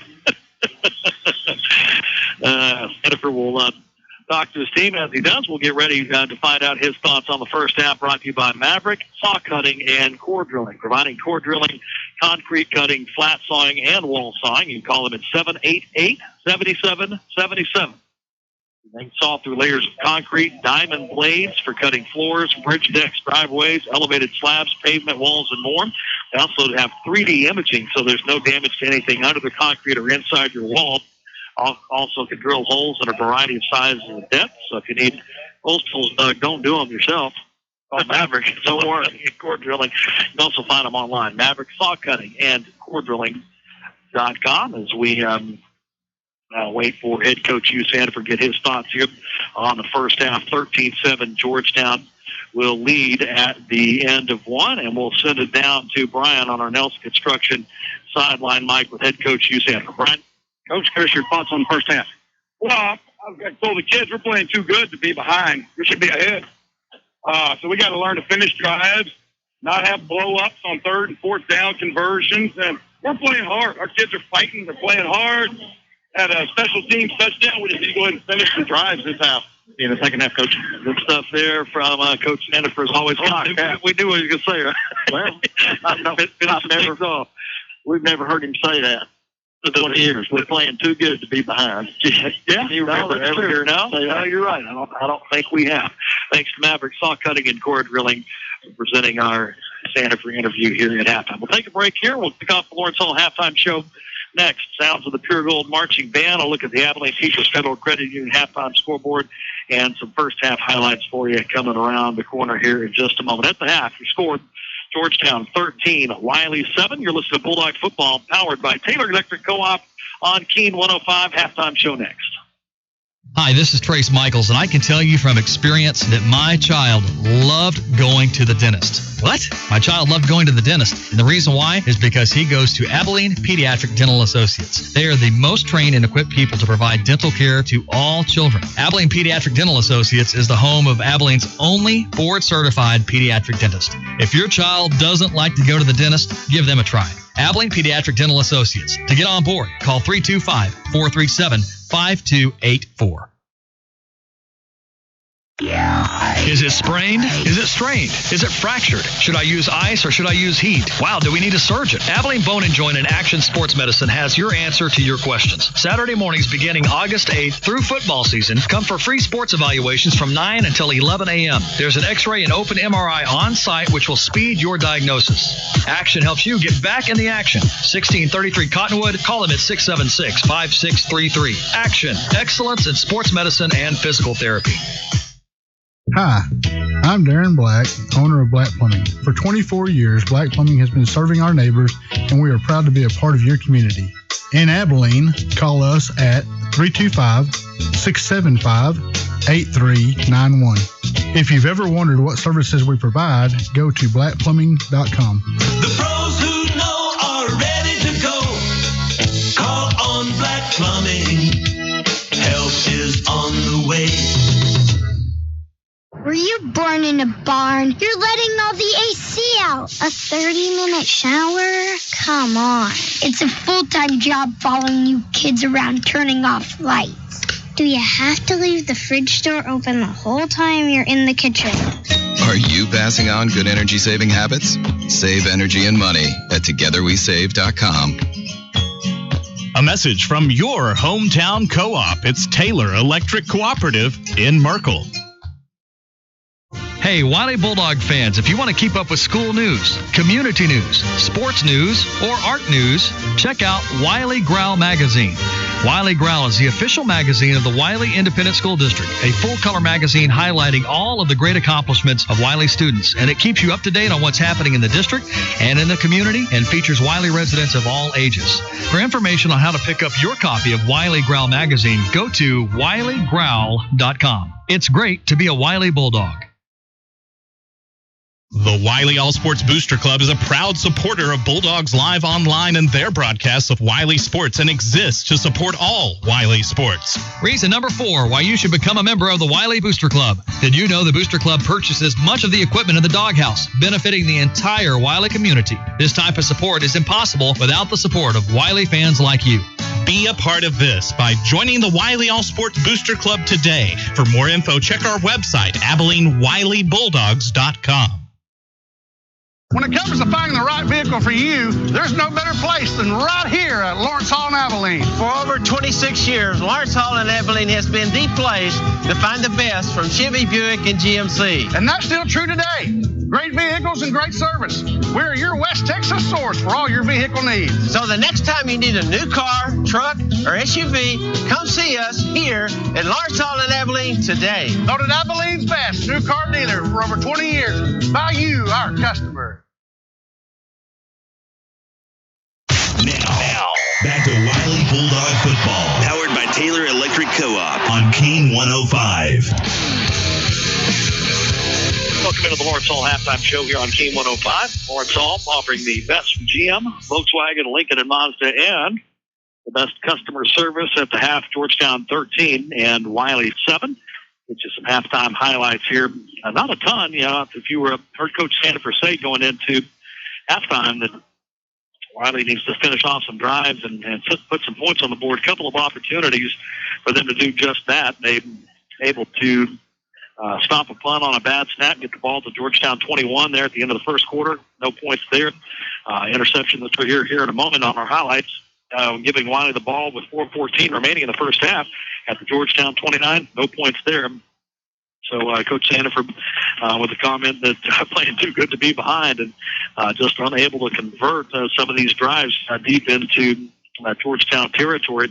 Also get it down to, I guess, the Georgetown 36 at one point there in the second half or second quarter as well. So just unable to capitalize on some of those drives, and that's why the score 13-7 right now. Now let's get you some highlights here. Second play from scrimmage, Harrison Atwood throws an interception. Georgetown gets the ball at the Wylie 10-yard line. A couple of plays later, they will score, but Jaden Spiegel didn't wait very long to answer the Georgetown score. He runs the ensuing kickoff back for a touchdown from 97 yards out.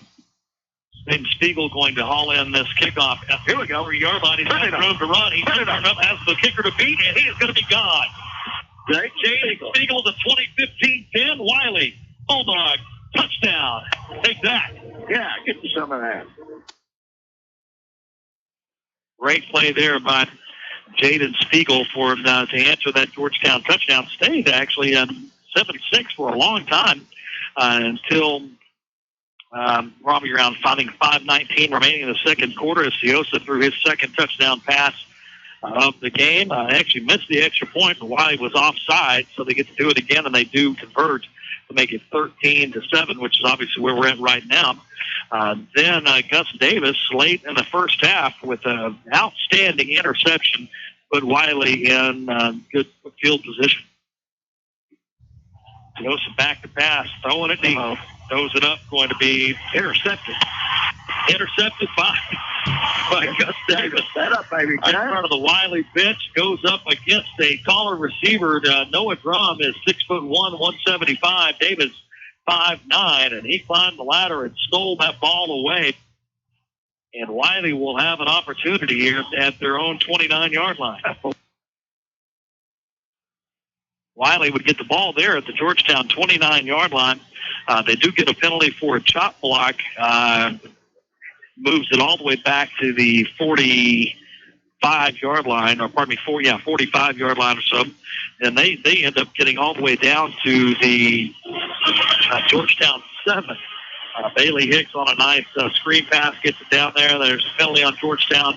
They have a first down at the 10, second down at the 9, or pardon me, first down at the 15, second down at the 10, third down at the 9, fourth down at the 7, and could not convert. And so a fourth down and 2 from the Georgetown 7, and the Bulldogs walk away with no points, and the Wylie defense doing a good job to hold after that. Georgetown offense mounting a drive, marching it down the field, and they are unable to get in the end zone. So great defensive effort tonight by this Wylie Bulldog defense. Offense, okay, it's not finishing off drives. You heard Coach Sanford say there's something to keep your eye on in the second half. So there's your first half highlights. Georgetown band on the field right now at Bulldog Stadium. We'll come back here in a moment, take a look at some scores around the area on the Abilene Teachers Federal Credit Union halftime scoreboard. Also give you the sounds of the Pure Gold marching band. More of the Lawrence Hall halftime show coming up next here on Keen 105. Here's a little slice of information that will really hit every electric co-op member right in the breadbasket. Since 1936, the average price of a loaf of bread has increased 18 times. But the average price of your electricity has only increased 2 times. Just one more way, it pays to be a co-op member. Learn more about the power of your co-op membership at togetherwesave.com. To learn about a co-op membership, contact Taylor Electric Cooperative at 325-793-8500. Bobcat of Abilene, the power behind your work. Over 30 years in sales, rental, parts, and service. If you have a job to do, we have the right tool rental. If you have questions, we have your solution. Visit Bobcat of Abilene today at 2257 South Treadaway. Active military, law enforcement, and first responders receive 10% off all equipment rentals. Bobcat of Abilene. Over 30 years in sales, rental, parts, and service. Bobcat of Abilene, the power behind your work. First Financial opened for business in 1890, so this marks our 125th year serving the people of Texas. Through that time and an ever-changing financial landscape, we've continued to thrive. How? Our customers. We wouldn't be here without you. So thank you for coming to us to help grow your business. Buy a house, save for college, plan for retirement. Thanks to you, after 125 years, we're just getting started. First Financial. You first. Member FDIC. Equal housing lender. If this is your idea of going to the dentist, it's time for you to make a change.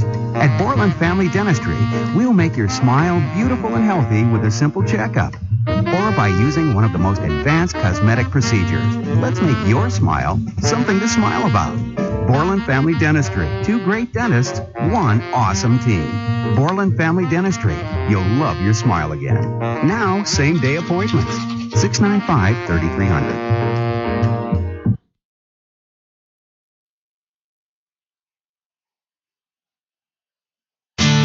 Bank, we know your time matters. That's why we offer hometown service paired with big bank convenience. I'm Gary Galbraith, Market President for Abilene. At AIM Bank, you'll get quick loan decisions and convenient tools like our mobile banking app. When you open an account with us, you'll get free access to time-saving solutions, including mobile check deposit and over 600 ATMs right here in Texas. AIM Bank, hometown service, big bank convenience. Member FDIC, an equal housing lender. Now, back to Wylie Bulldog football. Powered by Taylor Electric Co-op on Keen 105.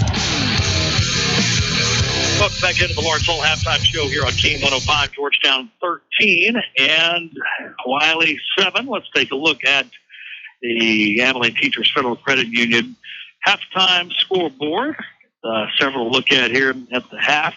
Amarillo Tascosa leading Abilene High 13-7.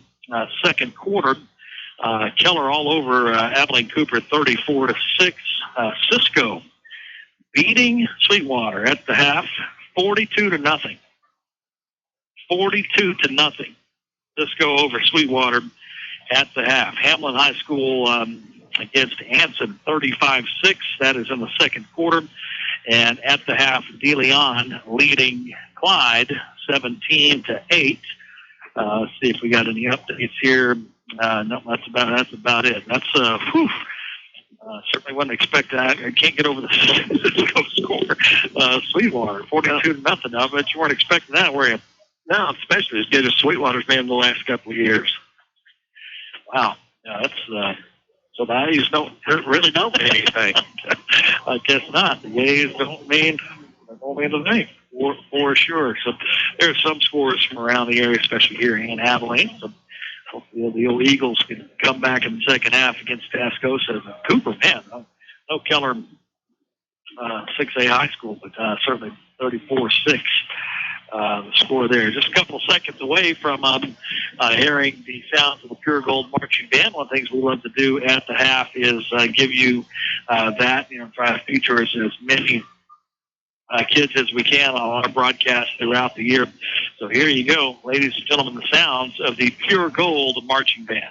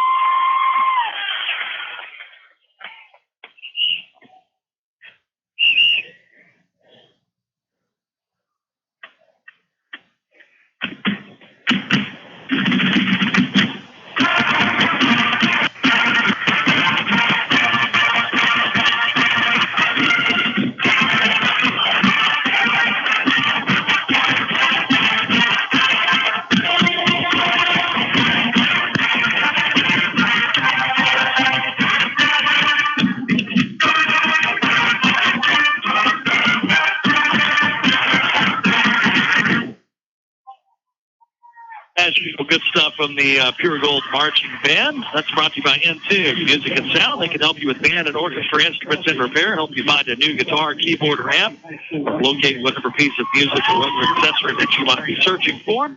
N2 Music and Sound, your nationally known, locally owned music store at 221 Grape Street. Call them at 677-2471. And I know they do so much for the Pure Gold Marching Band. We certainly appreciate the fine folks at N2 Music.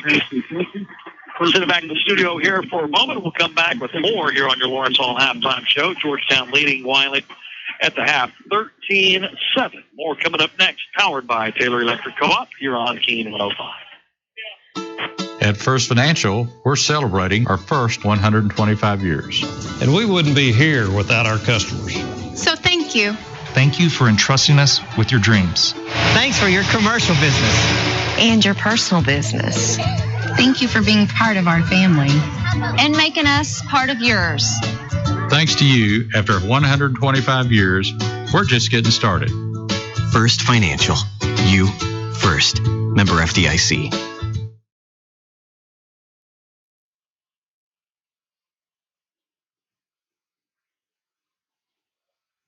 Hi, I'm Darren Black, owner of Black Plumbing. For 24 years, Black Plumbing has been serving our neighbors, and we are proud to be a part of your community. In Abilene, call us at 325-675-8391. If you've ever wondered what services we provide, go to blackplumbing.com. The pros who know are ready to go. Call on Black Plumbing. Help is on the way. Is it sprained? Is it strained? Is it fractured? Should I use ice or should I use heat? Wow, do we need a surgeon? Abilene Bone and Joint and Action Sports Medicine has your answer to your questions. Saturday mornings beginning August 8th through football season, come for free sports evaluations from 9 until 11 a.m. There's an x-ray and open MRI on site which will speed your diagnosis. Action helps you get back in the action. 1633 Cottonwood. Call them at 676-5633. Action. Excellence in sports medicine and physical therapy.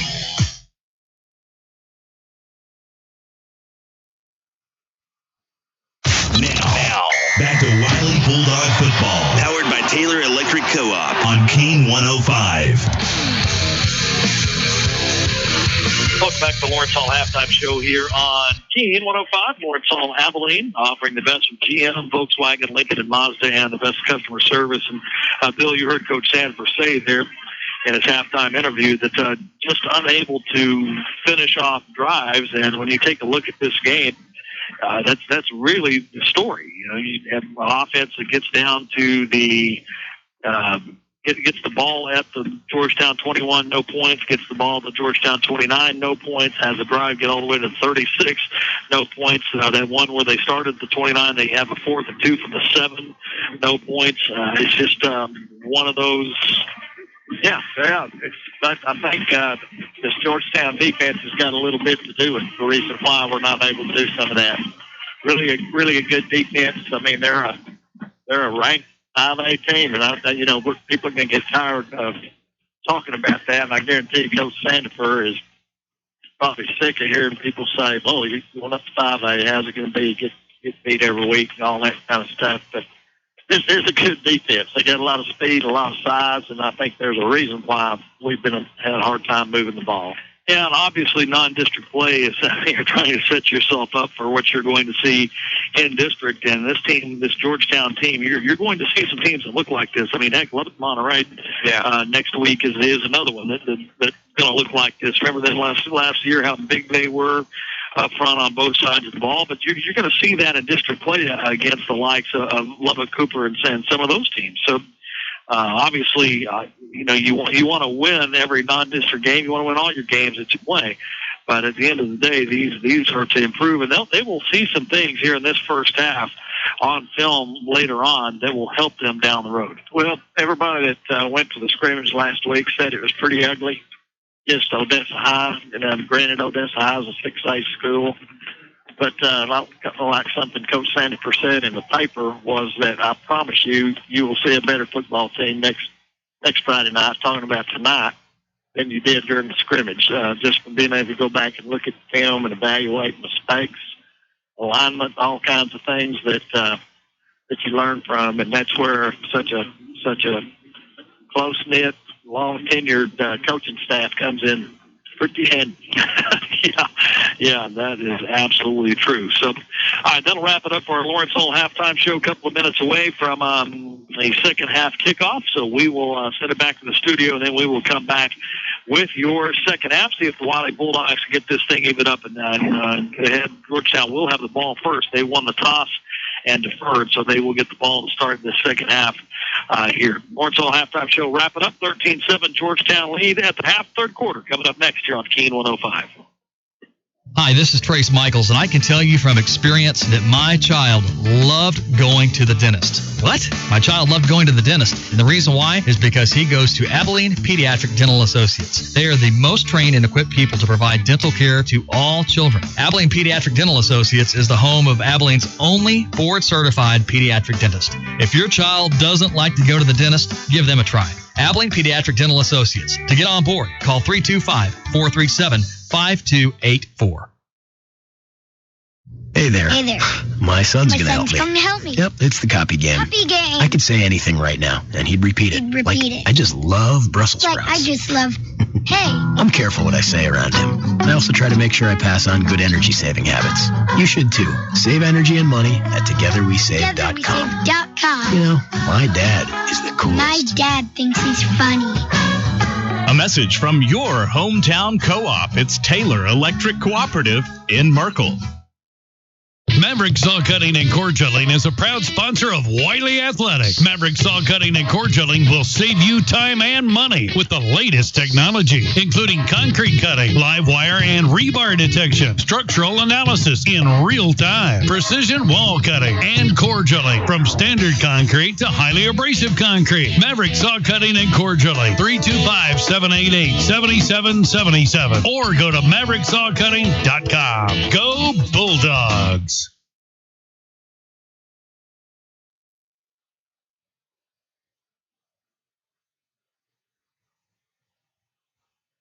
Now, back to Wylie Bulldog football. Powered by Taylor Electric Co-op on Keen 105.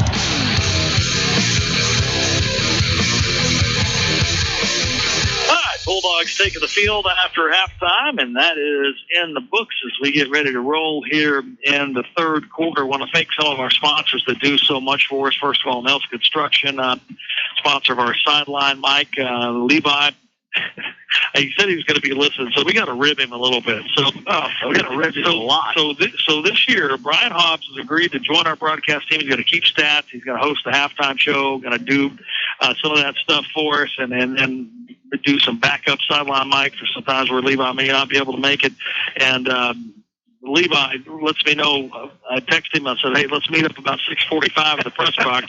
He texted me back. He said, "Oh my gosh, I forgot this was week 1 of the football season. I'm out of town." I just assumed he was kidding. He's kind of got that sense of humor. And I said, "Are you serious?" He said, "Unfortunately, I am serious." So Levi forgot that high school football started on the final Friday of August, even though, he played high school football forever. And maybe that's it. Maybe he doesn't. I don't think he's had a cuss too many times. Right.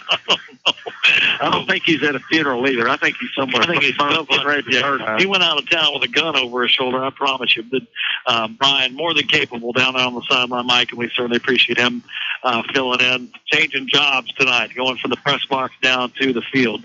All right, Wylie, to kick things off here for the second half, and here we go. Mr. McAdel, a nice kick down to the 10-yard line, going to be returned by Georgetown there. A little bit of room to run, and a nice play there going to be made by Jaden Spiegel, number 3, to knock number 3 for Georgetown, Isaiah Fillmore, to the ground. Eagles will start out at their own 39-yard line, just underway here in the second half.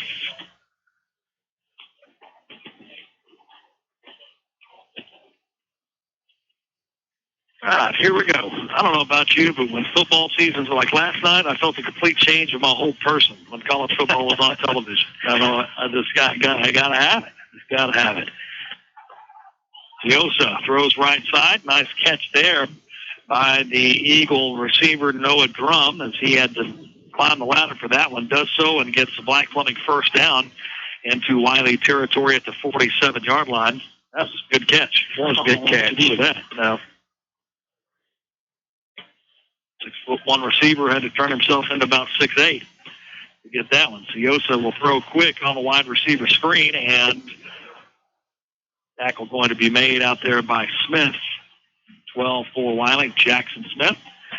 Gain of about 6 on the play. But you went and complained about how cold it was here, Bill, and I think they turned the heat on. Something's happened because now all of a sudden, warm. I don't know why we complain about the temperature in press boxes. It's a pretty good life we have. 4 wide receivers here for the Eagles, 3 over to the left side, Chiosa, and running back Torres in the pistol. On a second down and 5, Torres going to have another Black Fleming first down, this time to the Wylie 36-yard line. So 2 first downs pretty quickly here for Georgetown in the second half. And they won the toss, deferred, so getting the ball here to start this third quarter. I think that's the first time the quarterback has kept the ball on the zone read. He's handed it off to the tailback all night. First down and 10. Torres with the call up the middle. Gonna scratch out about 5, looks like.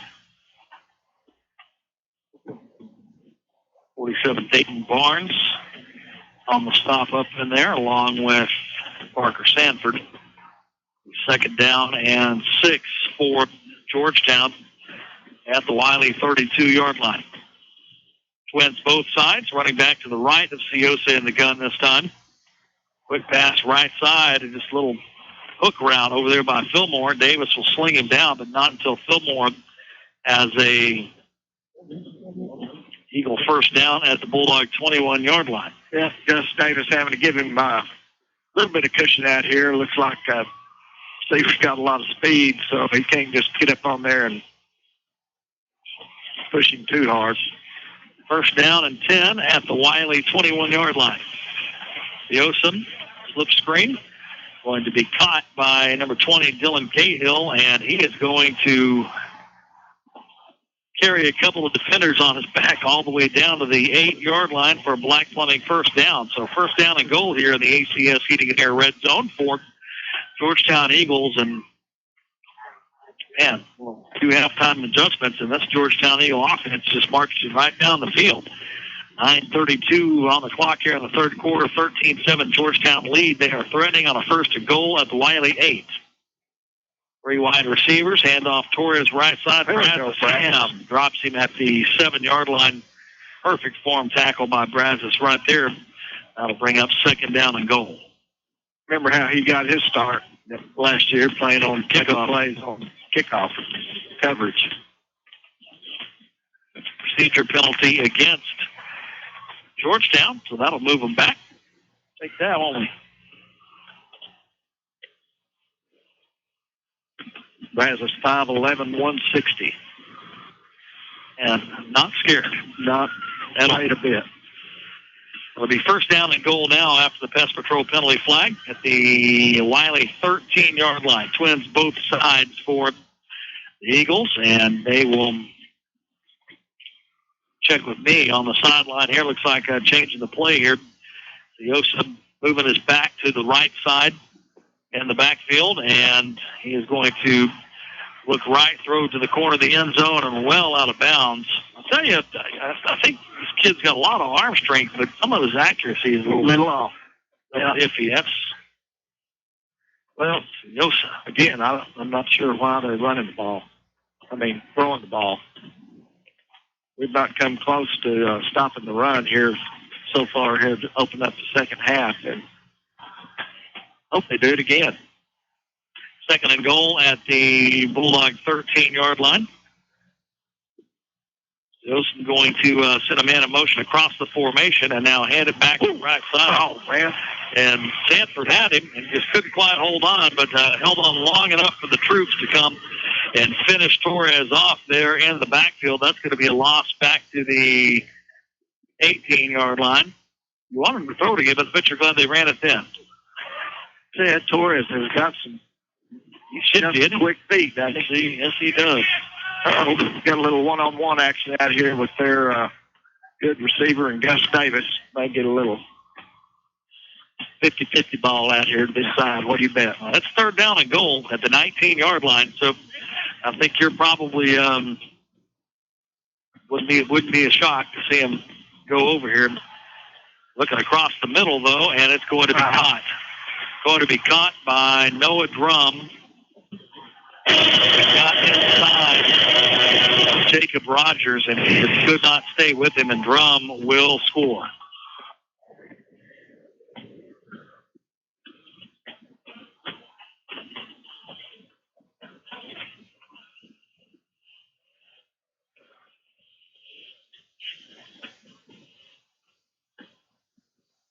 Pretty sophisticated offense they have.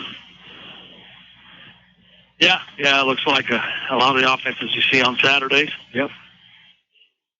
Extra point going to be up and good with 7:59 remaining on the clock. Your score, Wylie Bulldogs 7, Georgetown Eagles 20. You're listening to Bulldog Football, powered by Taylor Electric Co-op on Keene 105. Betty Rose's Little Brisket has gotten bigger. 2 new locations for full-service dining, daily lunch specials, and a happy hour that begins daily at 4 p.m. with additional appetizers. Plus live music twice a week on the Triple B porch at each location.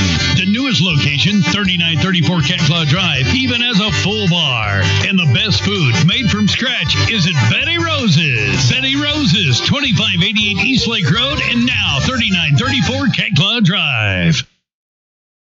Now, back to Wylie Bulldog Football. Powered by Taylor Electric Co-op on Keene 105. So 19-yard touchdown pass from to the Drum with 7:59 remaining third quarter, and the Georgetown Eagles will take off about 4 minutes there, 4 minutes, 1 second to start this second half and put some points on the board to extend their lead.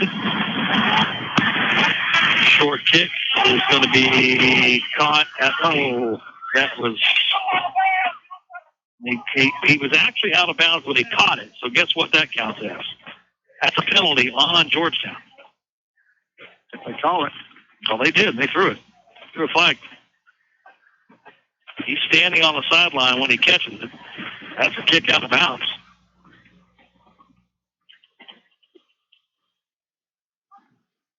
got a new quarterback.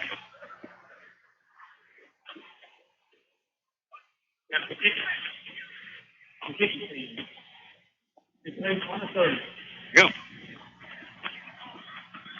Finally, we'll get the ball at the 30-yard line to start this series. And you are correct. I think we are going to see sophomore Jackson Hanson at quarterback here to start this second half. He will be under center to start his varsity career as a 10th grader. 2 tight end set.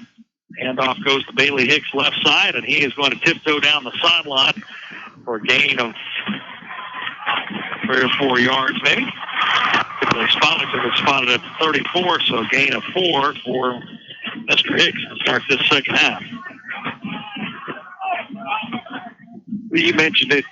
You saw him in street clothes the other night at the Bulldogs. Jackson Hanson is a pretty special-looking young man. Well, if you'd have told me to look down the line and pick out one of the 2 sophomores, he'd have been one of the last guys out of tap on the shoulder. He looks like an adult. Yeah. Second down and 6. Empty backfield here. They're not wasting any time, giving an opportunity to throw the ball. And he slings it out there and then lamped up there. Incomplete, intended for Gus Davis, and flies him over his head there. Had a little heat on it, though. Sure did. Jackson got to be one of kind of in the starting rotation last year, pitching for Wylie, and also towards the end of the year was the starter at third base as a freshman. So that tells you what kind of athlete he is. A third down and 6. Hanson going to roll to his left and just tuck it, and that's one thing he can do is he can run, and he will get outside the pocket and advance the ball to the 48-yard line, a gain of 14 on the play for Jackson Hanson. He was kind of on a fast track to get to the spot here to be able to compete for this job. Talk about that after this play. Black Plumbing first down, and now Moore will get the call to the right side. He will be into Georgetown territory to the 47-yard line. It'll be a gain of 5 there. Last year, he was started off the year as the freshman quarterback. Well, the JV quarterback either got hurt or moved or something, and they did not have a quarterback on the JV, so they moved Jackson up. So he got to step up to a little higher competition last year, leading up to this. Second down and 5 for the Wylie offense. Hanson under center. Lone back in the backfield, and there's going to be movement up front. That'll be a false start penalty. So the 5 yards they got there on first down, they will relinquish. First half for Harrison Atwood. 6 of 16, 59 yards and an interception. A couple drops, there were 2 or 3. I can think of 3. Won't mention any names. I know 3 drops for sure, and a couple. I don't know if they played bad or anything. Just the offense didn't score any points, so maybe that's the impetus for the change. Quick pass to Bailey Hicks out of the backfield. I actually think he was lined up at the slot. He'll get to the 46-yard line. Gain of 6 on the play. That'll bring up third down and 4.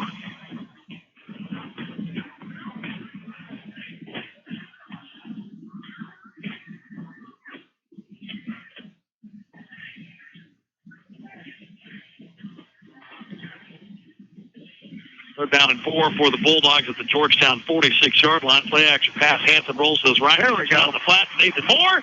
And he will have a Black Plumbing first down and more. Oh, no, say he ran out of bounds at the 33-yard line. Plenty, though, for that first down. Great catch by Nathan Moore and a Black Plumbing first down. Yeah, good execution there by Hanson. 13-yard pitch and catch there for the Black Plumbing first down.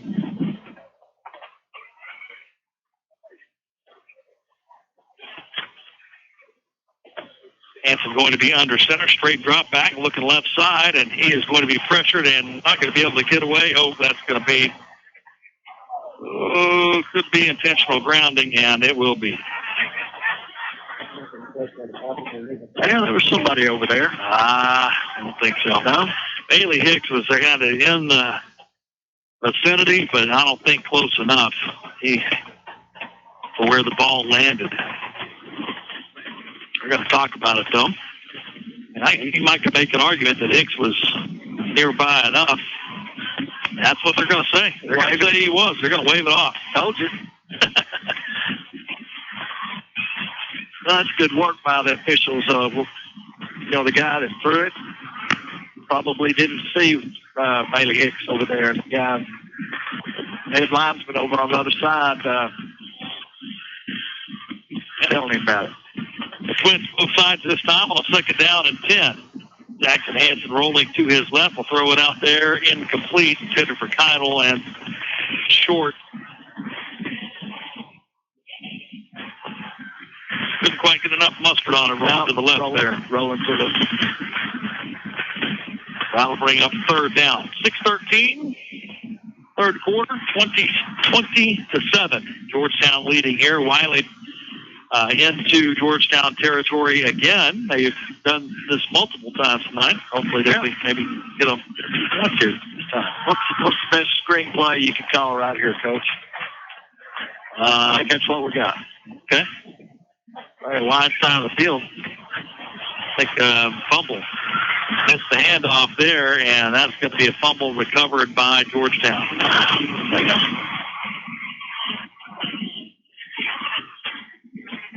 Bad exchange there between quarterback and running back. Not sure what happened there. Looked like he kind of got behind a little bit and reached out, and then running back came through and hit it, and off it goes, and Georgetown will recover it at their own 31-yard line. So this is Coach Sandifer said there. His halftime interview, not finishing off the drive. Right. That's going to be, I'm sure, something he'll talk about Wednesday night on the Action Sports Medicine Hugh Sandifer show. You can catch that on Keen 105, 6 o'clock p.m. Joseph back to pass. Up there and going to be incomplete. Well, the good part about that is the first parts of the drives are looking good. Yeah. Just can't quite finish them off. Yeah, early in the season, offense always matures more slowly than the defense. So, to be expected. But one thing I know is they'll get better from it, and they'll try. Nowhere to go but up, right? That's right. They went Wylie dodging a bullet there because Torres was wide open. They just he couldn't haul it in. It was just overthrown. Yosin will pull this time on the zone read and keep it, and that was not the right choice there. I think you're going to get a face mask penalty here. Brody Baker making a good play that time on the quarterback, keeper on the option. Yeah, face mask going to be there at the end. So dropping the quarterback on a 2nd down, dropping it at the line of scrimmage, so you're going to have 3rd down and 10 at 31, and you end up with a face mask penalty. Just been one of those, a little bit sloppy for Wylie today. Yeah, a little bit sloppy. So that'll move it to the Georgetown 46-yard line.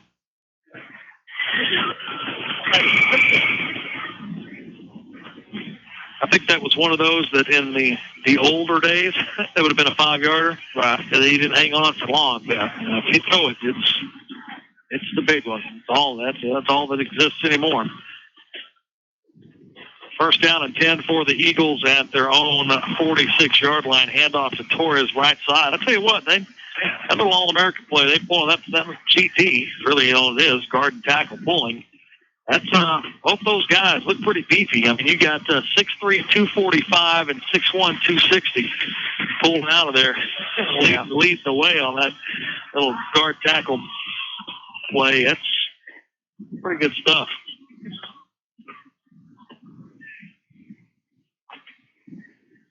Second down and 6.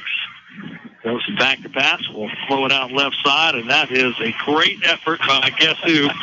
Brazos Ham. Tell you what, he is fun to watch play football, isn't he? Yep, all 160 pounds of him. I look back on last year's roster to see if he gained any weight. Guess what? None. Same 160 pounds. I tell you what, I know some guys that wear purple on the north side of town that might want to pick up the phone and make a phone call to this kid. And I think he's got a future playing for a school like Hardin Simmons. What do you think? the kind of guys they like. And there's a pass right up the seam, caught by Drum. Yeah, that's a good tackle immediately. But, boy, I tell you what, they were just right in between the coverage that Wylie had called here. And it's almost impossible to defend when they guess right on that play. It'll be first down and 10 at the Bulldog 27-yard line. Wide receiver screen to the right side and going to be caught by 15, Corey Coleman. Tell you what, this offense will be tough to prepare for. Yeah, no doubt. He's got a lot of good receivers, a lot of speed, size. They all look like they're about 6'1" to 6'3", 175 to 90 pounds. Just big, good-looking kids. So second down and about a yard at the Wylie 18. And off inside to Torres. He will have a Black Plumbing first down inside the 15-yard line. So Georgetown in the ACS Heating and Air red zone. Seems like they've been in there multiple times tonight.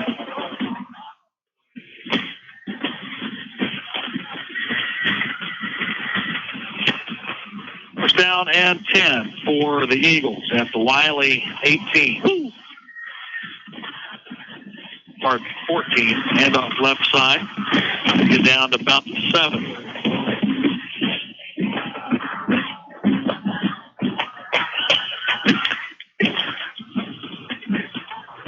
Well, we're going to get caught with too many men on the field here. Nope. Got it off. Second down. Pest control penalty flag. I think we do have an illegal substitution.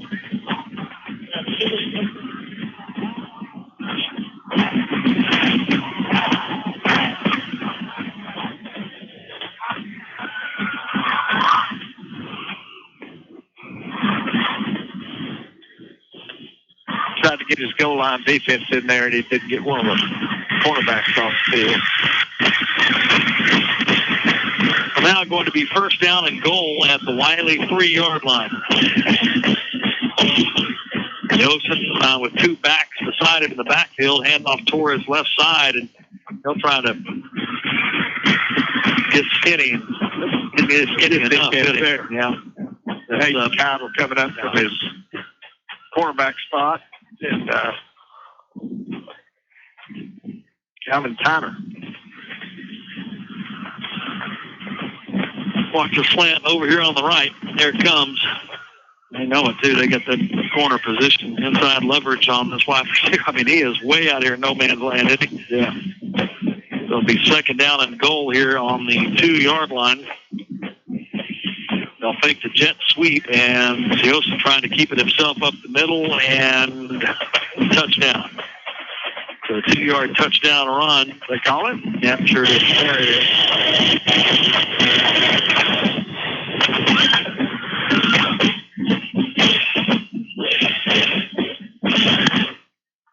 I think I'd go ahead. They got a little outmanned out there. Yeah, they go for 2, and that's what I thought they were going to run a few moments ago. They go for 2 and get it to make it 28-7.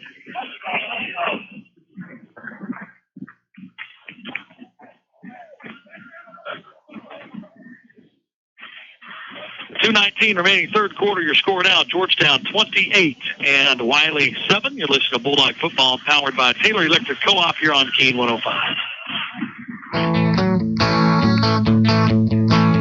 Since 1890, the folks you know and trust at Haskell National Bank have proudly provided the latest in banking convenience. At Haskell National, we make it a point to get to know you and provide you with the personalized service you deserve.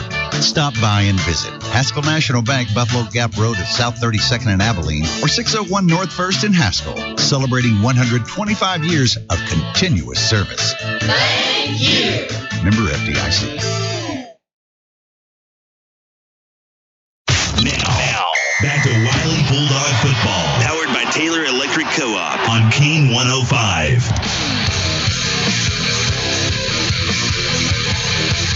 Kickoff going to go out of bounds. This young man's had a rough night, really have. Going to go out of bounds. So Wylie going to get it at their own 30 again.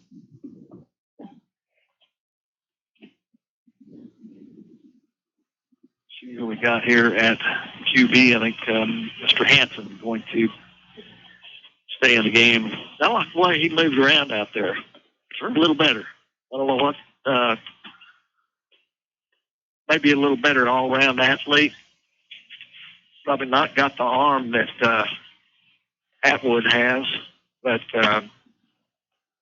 both of them doing some good things tonight. First down and 10 at the Wylie 36-yard line. Play action pass, rolling to his right is Hanson looking out there. Can't find anybody, just going to keep it himself and go out of bounds at the 39-yard line. Because not at 3.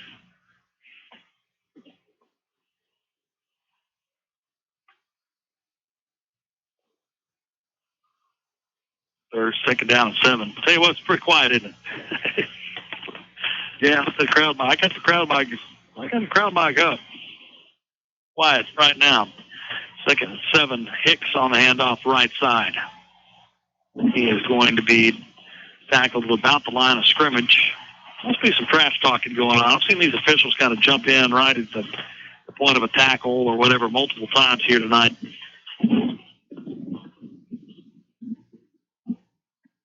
Go down to Brian on the Nelson Construction sideline. Mike, get a sense what Coach Sandifer had to say to his team after that last touchdown. He told them, keep digging, keep fighting, don't give up. He said it takes one play can simply turn the momentum this game around, and he's right. Yeah, that's something Wylie desperately needs, a little bit of a momentum shift after being down 13-7 at the half and giving up 2 touchdowns here in the third quarter. So change of momentum would help greatly. Hanson rolling to his right, throws it, and that is going to be tipped, and then caught, but he's out of bounds. Yeah. And that'll bring up fourth down and a punting situation.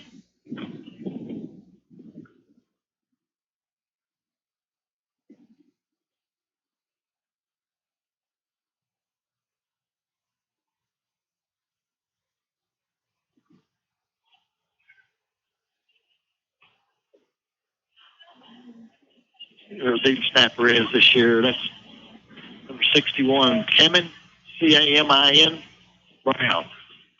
6'2", 250-pound senior. Good snap. Nice kick here by Peyton Wood. Want to be fair caught at the 30-yard line. 1 minute, 16 seconds remaining here in the third quarter. 28-7, Georgetown leading after 2 scores here in the third quarter. Winning the toss and deferring. They come out in the third quarter, march down, 19-yard touchdown pass, get the ball back, and score again. So 2 unanswered touchdowns here in the second half. Wylie's the first drive of the third quarter ending in a fumble, and this drive with 3 and out. So this defense is going to have to answer here, keep Wylie in this. Lone touchdown tonight coming on special teams.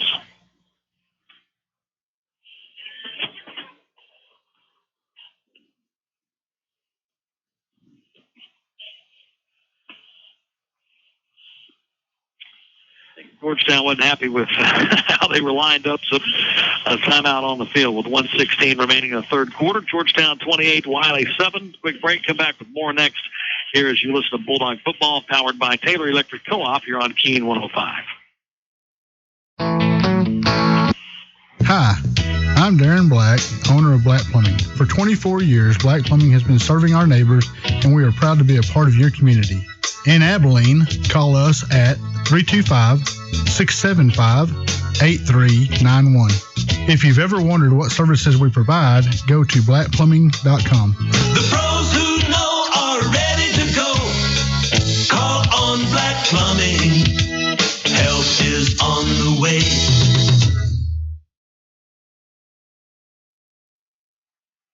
Now, back to Wylie Bulldog Football. Powered by Taylor Electric Co-op on Keene 105.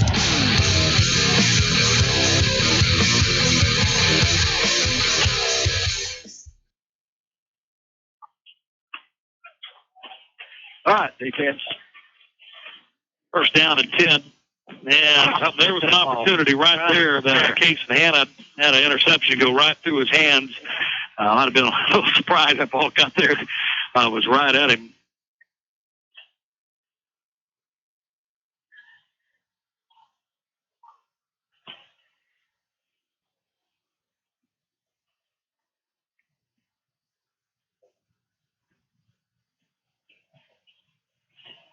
Quick pass over to the right side as Noah Drum on the reception, making 2nd down and 5.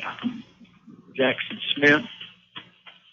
And on that tackle, first time we've called Jackson's name tonight. Got a returning starter, started last year as a sophomore. Throw down on a long 5 here. Seosin back to pass. Quick throw to the right side. And a pest patrol penalty flag. Got a ball hold. Yeah. I think so. Where it came from.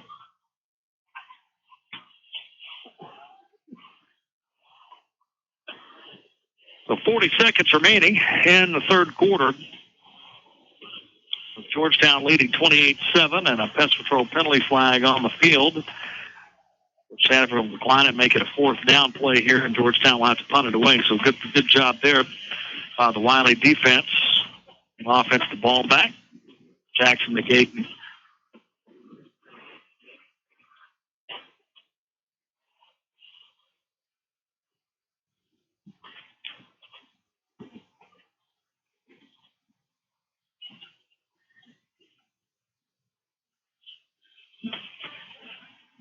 Low line drive kick, kicking it away from McAden, will bounce out of bounds. Yeah, it's going to give Wylie pretty good field position about the 40. We got a 43-yard line. A penalty flag here, too. See what this call is. I think it's just they flagged him for an ugly punt. Flag is at the right in front of the Wylie bench. Yeah, that might be sideline interference.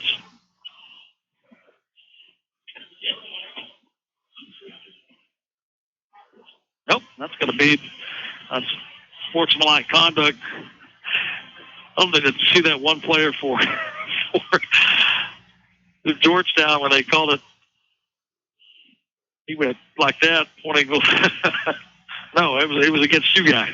All right, so Wylie will get the ball back with 33 seconds remaining here in the 3rd quarter at the Georgetown 41, trailing 28-7. See if they can get something going here. Get it going right here. Hanson under center. 2 tight end set. Moan set back. Receivers to each side. Quick drop back. Can't find anybody. Now he's going to get a little dig route there by Hayden Keitel and couldn't. I think if he would have completed that, it would have been pretty miraculous. Yeah. Incomplete. That'll bring up 2nd down. A little bit of probably kind of a panicky looking throw there. It looked like a sophomore throw. Yeah. Yeah, probably going to be a little bit of that. He's 2nd down and 10 at the Georgetown 41-yard line. And some straight drop back, and that pass is incomplete. Overthrow.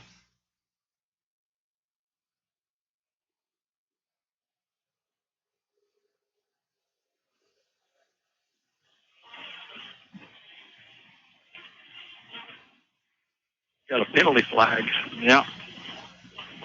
Then the back been roughing the passer or holding. It'd be nice. Yeah, it must be roughing the passer. Jackson Hanson is the 3rd sophomore I've ever seen step on the field as a quarterback. Caleb and Case. So that penalty will put it to the 26-yard line. Wylie trailing here by 3 scores, 28-7. As an opportunity here with the ball at the 21-yard line. Another trip, the 26-yard line, another trip deep into Georgetown territory. See if they can come out with some points here, and that'll be a 2-yard run to the 24 for Mr. Hicks. Should be the final play of the 3rd quarter, and it is. So through 3 here at Bulldog Stadium, your score, Georgetown 28 and Wylie 7. You're listening to Wylie Bulldog Football, powered by Taylor Electric Co-op on Keene 105. Yeah. Is it sprained? Is it strained? Is it fractured? Should I use ice or should I use heat? Wow, do we need a surgeon? Abilene Bone and Joint and Action Sports Medicine has your answer to your questions. Saturday mornings beginning August 8th through football season, come for free sports evaluations from 9 until 11 a.m. There's an x-ray and open MRI on site which will speed your diagnosis. Action helps you get back in the action. 1633 Cottonwood. Call them at 676-5633. Action. Excellence in sports medicine and physical therapy. Betty Rose's Little Brisket has gotten bigger. 2 new locations for full-service dining, daily lunch specials, and a happy hour that begins daily at 4 p.m. with additional appetizers. Plus live music twice a week on the Triple B porch at each location. The newest location, 3934 Cat Claw Drive, even has a full bar. And the best food made from scratch is at Betty Rose's. Betty Rose's, 2588 East Lake Road, and now 3934 Cat Claw Drive. Now, back to Wylie Bulldog football. Powered by Taylor Electric Co-op on Kane 105. Welcome to the fourth quarter as Bailey Hicks takes the handoff right up the middle and goes 13 yards down to the 11 to get us started here in the fourth quarter. So Wylie down 3 scores to start this fourth quarter, trying to cut this to a 2-score ball game. After that 13-yard run.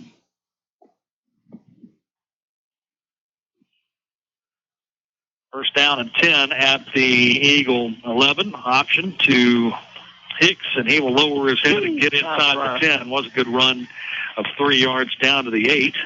Good pitch, good left-handed pitch by right-handed Jackson Hanson. So it'll be second down and 6 at the Georgetown 8-yard line.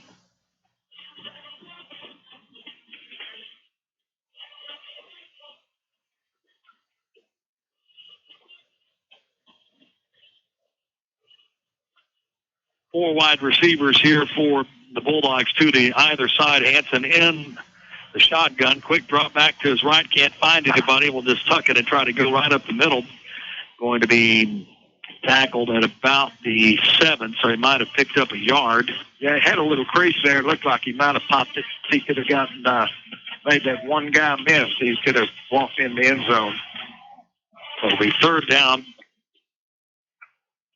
and 6 at the 7-yard line as we hit the 10:30 mark of this fourth quarter.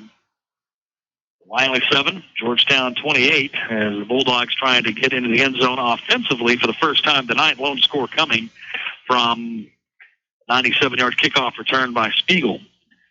Here on this third down and 6, short motion, option right.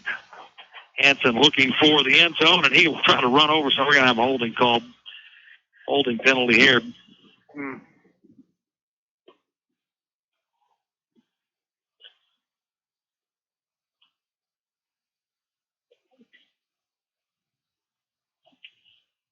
Couple of scoring updates for you.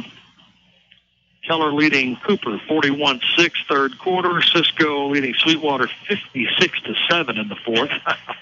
Hammond 42, Anson 6. De Leon beating Clyde 19-8, and Albany trailing Colorado City 26-13 at home. Shocker, isn't it? Albany trailing? Yes.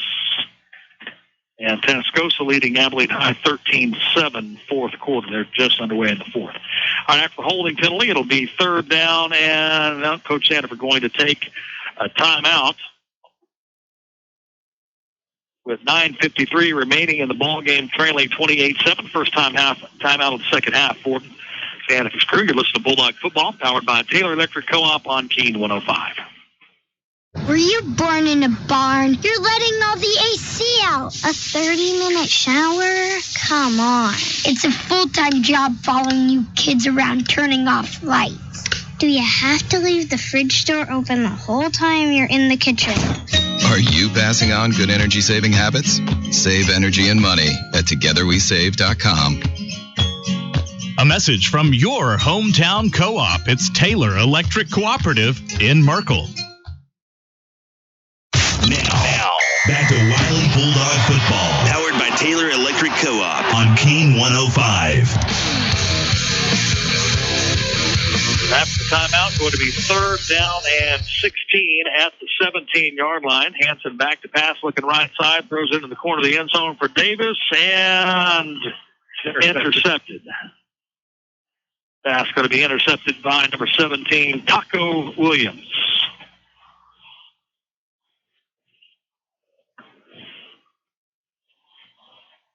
Another trip into Georgetown territory without points. That's been the story of this game. Now, if you look at the first quarter, got the ball at the Georgetown 21, actually went backwards 13 yards before fumbling.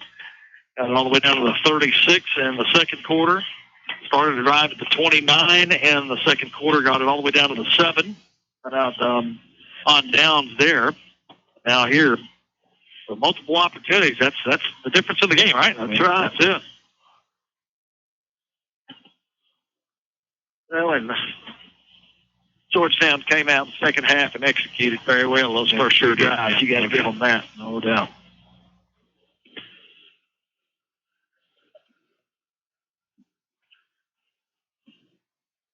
Sure do. Played well offensively there in the third quarter. 2nd down and 11 for Georgetown at their own 19-yard line. Inside handoff to Torres, and he will get it up to the 25-yard line.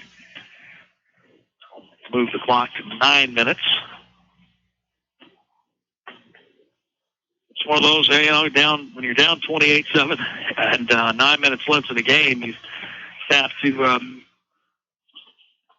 dig deep and find some things that help you get better down the road. Got a couple of new faces in. Got Braxton Ward in here at cornerback.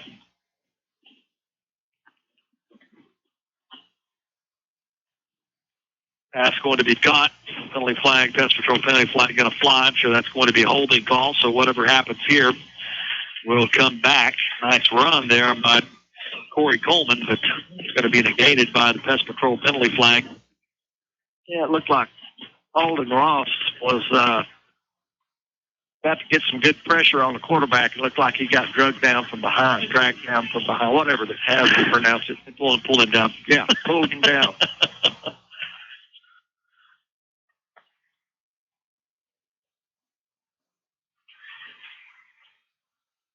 Yep, 3 total. No, I guess 2. Two interceptions in the ball game offensively. Yeah. A lot of penalties.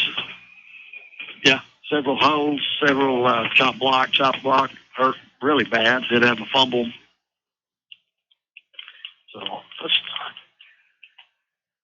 offense just not clicking tonight, for sure. No. It was. That Georgetown offensive line good looking in those white unis, aren't they? Yeah, they are. Yeah, they're athletic looking. They're not boys. They're not floppy looking, yeah. 3rd down and 10. Straight drop back from Seosin. Going to throw it over the middle, and that's going to be caught. Wow. Great coverage there by Jackson McCaden. And Drum just went up and got it. I don't know what else you could do there. And sometimes you just get beat. Alden Ross did a great job putting pressure on the quarterback. Got there right as he let go of the ball. He was just a split second from causing a fumble or a sack. The 1st down and 10 for Georgetown at the Eagle 47-yard line with 8:02 remaining in the game. 28-7 Georgetown lead.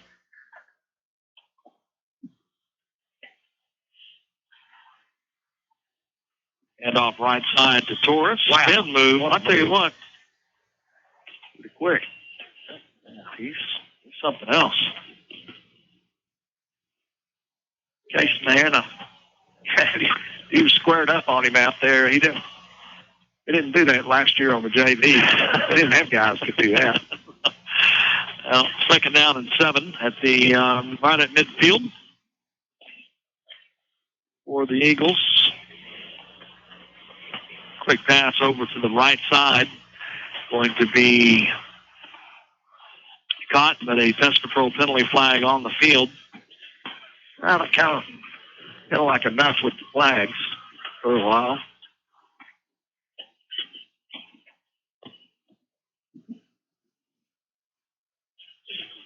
Illegal man downfield. You hardly ever see that called anymore. Yeah. Yeah, you're allowed, I think it's 3 yards. 3 yards. 3 yards, and you see these linemen all the time. Way past that. They don't ever call it.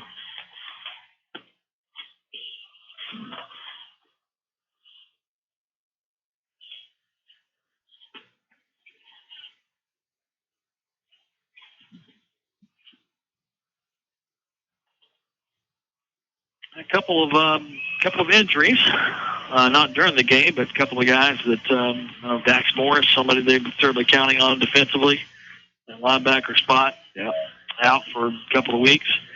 They had moved Max Money to offensive line. I think he was going to be part of those guys up front. He's out for 3 or 4 weeks. So get those two guys back and certainly help the depth. Yeah. Second down and 12 at the 45-yard line. Ball in Georgetown territory. 7:15 remaining in the ball game. 28-7 Eagle lead.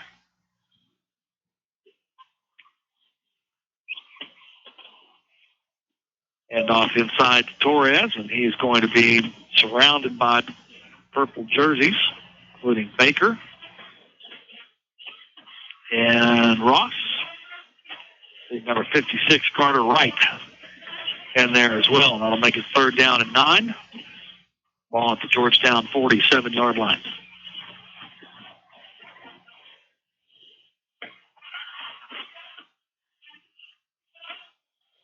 Back to pass, Yosin looking downfield.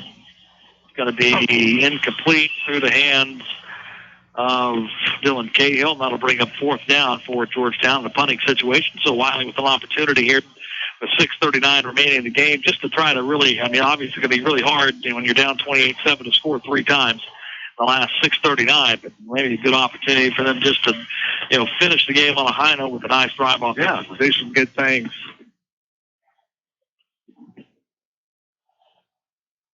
Jackson McAden back deep. Received the punt standing at his own 20, and that is... Hunter's going to get fired. He's done. That's the quarterback. Oh, it was? Yeah. He's not fired then. he may not punt anymore. Yeah, he's had several tonight that haven't been sterling. Wylie going to get the ball at their own 27-yard line, trailing by 21 points, 28-7. Long touchdown earlier in this game on a 97-yard kickoff return by Jaden Spiegel. This game was 13-7 at the half, and you kind of felt like Wylie actually maybe outplayed Georgetown in the first half. And, that third quarter, Atwood back in the game at quarterback now for Wylie. Quick pass right side, and that better get on that. That's a lateral. That ball is still on the ground.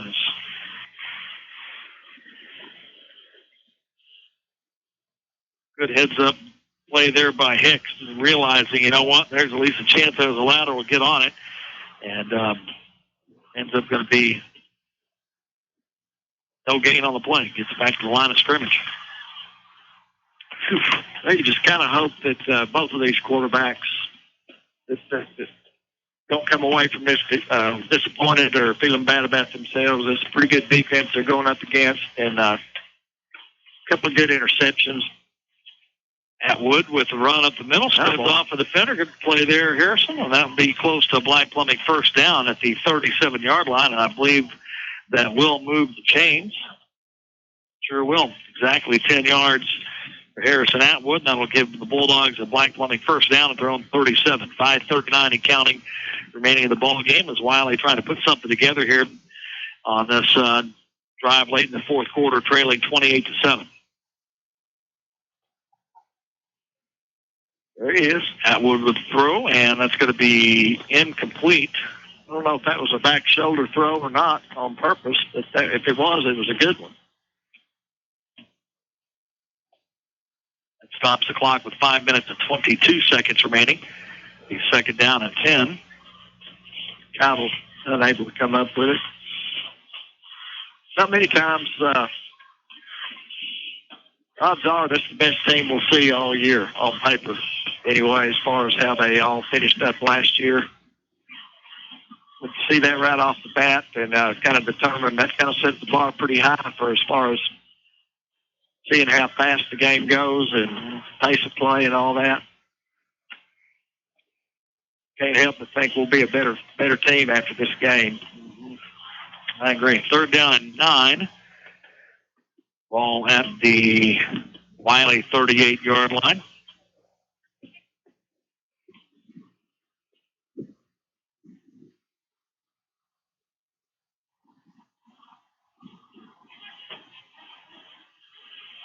Atwood in the gun. 4 wide receivers in the formation. Straight drop back. Looking for a guy right in the soft spot. Right there. Linebackers vacated. And that's a good play there. Couldn't quite get to the stick. So now going to bring up 4th down and 1. That was the Wylie 46-yard line. Peyton Wood. Atwood with a play action pass to the right on 4th and 1. Eludes one rusher, and that's going to be an interception picked off by 39 Isaiah Washington. I think you got to throw that ball, though. I mean, 4th and 1. 4th down and 1. Certainly don't blame him there. You got to try to make a play when it's 4th and 1.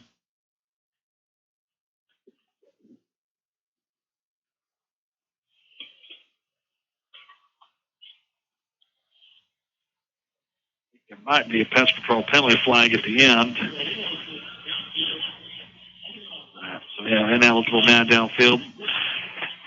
Obviously declined, and Georgetown will take over here with 4:08 remaining in the ball game, leading 28-7.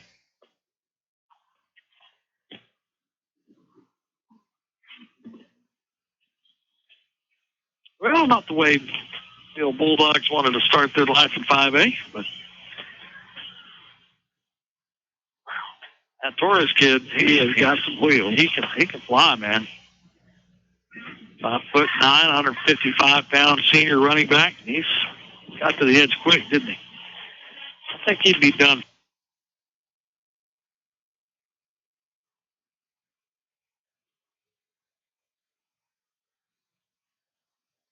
Those guys out of there just in case. 2nd down and 4. For Georgetown at the Wylie 46-yard line. Running back Javante Roden, another senior. This kid's 5'10", 195. He's got a bigger back. Sticks his nose up in there. That'll be a Black Plumbing 1st down to the Wylie 41-yard line.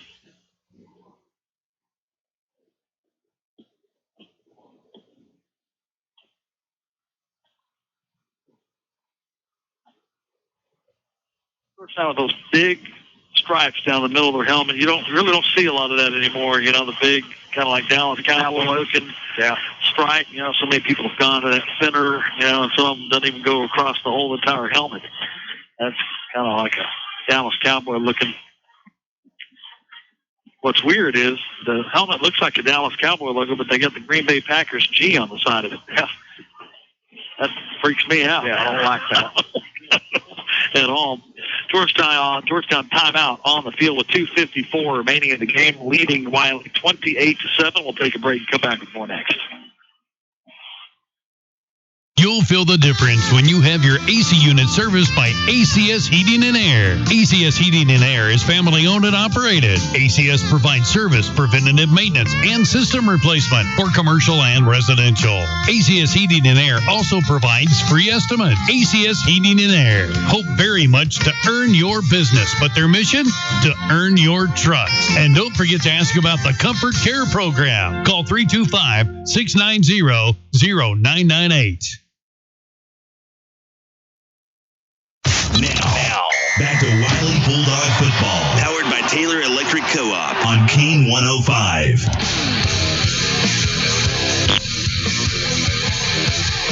2 minutes and 54 seconds remaining in the game after a Georgetown timeout. And number 8, Javante Roden right up the middle with room to run, and finally pulled down at the Wylie 13-yard line. That was just a quick hitter right up the gut, and there was just nobody there.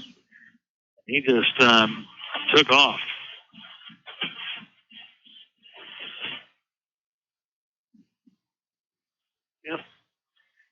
Well, yeah, for sure. You guys see a few hands on the hips. Tell you what, though, remember our opening game 2 years ago against Vernon that we actually won. I feel better after this game than I did after that game. Yeah, I agree. Torres with a handoff right side. That was the game that was 2-0 at halftime, remember? I remember, that was an unpleasant night all the way around. It was. We went to the state finals. Yeah. I do want to give out our Abilene Window and Door Player of the Game. Abilene Window and Door, the largest window and door showroom in West Texas, located at 4233 Sales Boulevard here in Abilene. Drop by or see them online at AbileneGlass.com. To me, Brazos Ham, that's exactly who I was thinking, has to be the player of the game. I mean, the kid was making plays all over the place. So Brazos Ham, our Abilene Window and Door Player of the Game, and there will be a timeout on the field. I don't know why, but the point is, Georgetown, I don't know what they're doing with 1:40 left. Sure, they're not trying to. 28-7. Timeout on the field. We'll take a break. Come back with more next here on Keene. Betty Rose's Little Brisket has gotten bigger. 2 new locations for full-service dining, daily lunch specials, and a happy hour that begins daily at 4 p.m. with additional appetizers. Plus live music twice a week on the Triple B porch at each location. The newest location, 3934 Cat Claw Drive, even has a full bar. And the best food made from scratch is at Betty Rose's. Betty Rose's, 2588 East Lake Road, and now 3934 Cat Claw Drive. Now, back to Wylie Bulldog football. Powered by Taylor Electric Co-op on Keene 105. 1:40 remaining in the game. Georgetown taking their final timeout. If they're trying to score another touchdown here, kind of welcome 5A, you know. All right. Yeah, they're going. At 124 and counting. I don't like this kind of stuff. You know, this is one of those totally pointless. See, stuff like this happens. Kids get hurt. Yeah. You know, there's absolutely 0 point. It's 28-7. You got a minute left. You're on the 5-yard line. And you're trying to stick it in there. Torres is going to run to his right, slip and fall. Break an ankle. I mean, this kid is obviously a very talented running back. You know, last thing you need him doing is they call timeout. No, they're out of timeouts. They stopped the clock. It's fourth down. Start it back up. You know, try to kick a field goal here. Now that they need to practice. Right? Yeah. That I don't blame them. You know, that's all they were really trying to do is get up to where they can tip the field goal, because it has not been a good night for the kicker for this team. So that's official just now getting over to the upright.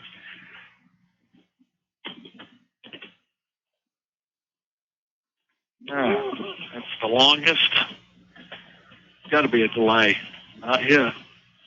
That is a line drive knuckleball that goes through with 9 seconds remaining in the game.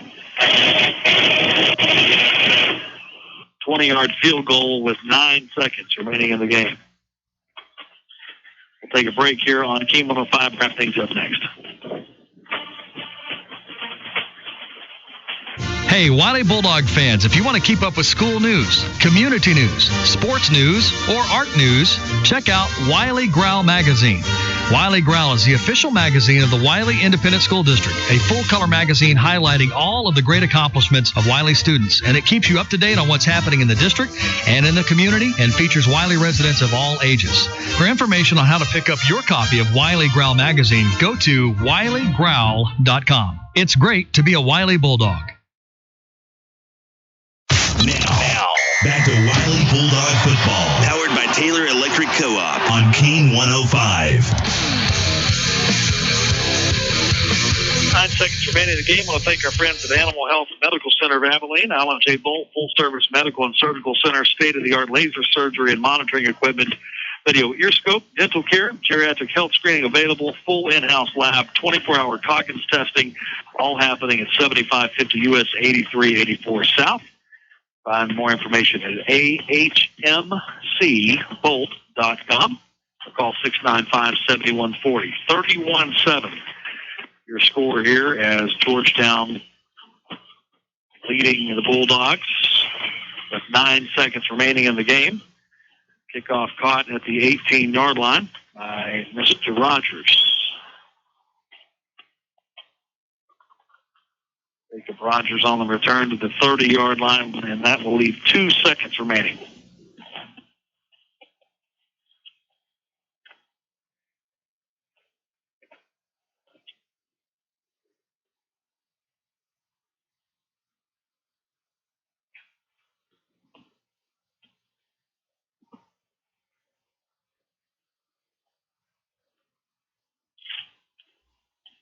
Well, what do you think? I think the offense struggled to finish off drives, and a couple of those drives turn into scores, and you just never know. Never know what happens.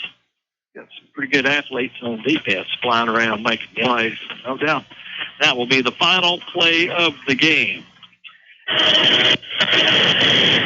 Maybe a quick couple of programming updates here. Obviously, you can go to our website at BulldogsLiveOnline.com to find out what all of our broadcasts are for the week. We'll have volleyball coming your way Wednesday night, 6 o'clock here on King 105. We'll get Coach Sandifer's thoughts on this ball game with the Action Sports Medicine Hugh Sandifer show. That's Wednesday night at 6 o'clock. Wylie Bulldogs going to fall tonight at Bulldog Stadium, and their Class 5A opener, their score final here, Georgetown 31 and Wylie 7. That'll wrap it up for us tonight. Thank you so much for listening, and of course we'll be back next Friday from right here at Bulldog Stadium as the Loving Highway Plainsmen come to town next Friday night against the Bulldogs. Again, feel free to go to our website, BulldogsLiveOnline.com, to see this week's volleyball broadcast. And we will talk to you Wednesday night at 6 with Coach Sandifer, back here with you, Bill, on Friday night. Thanks to Curly in the studio for all your fine work. As always, Brad Hobbs down on the field tonight.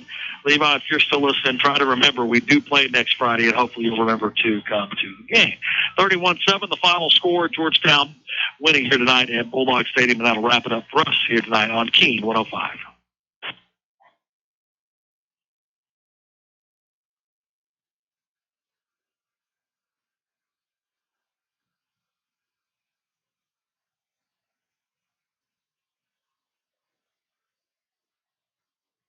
We're kicking the country all night long. On Abilene's #1 for New Country, King 105.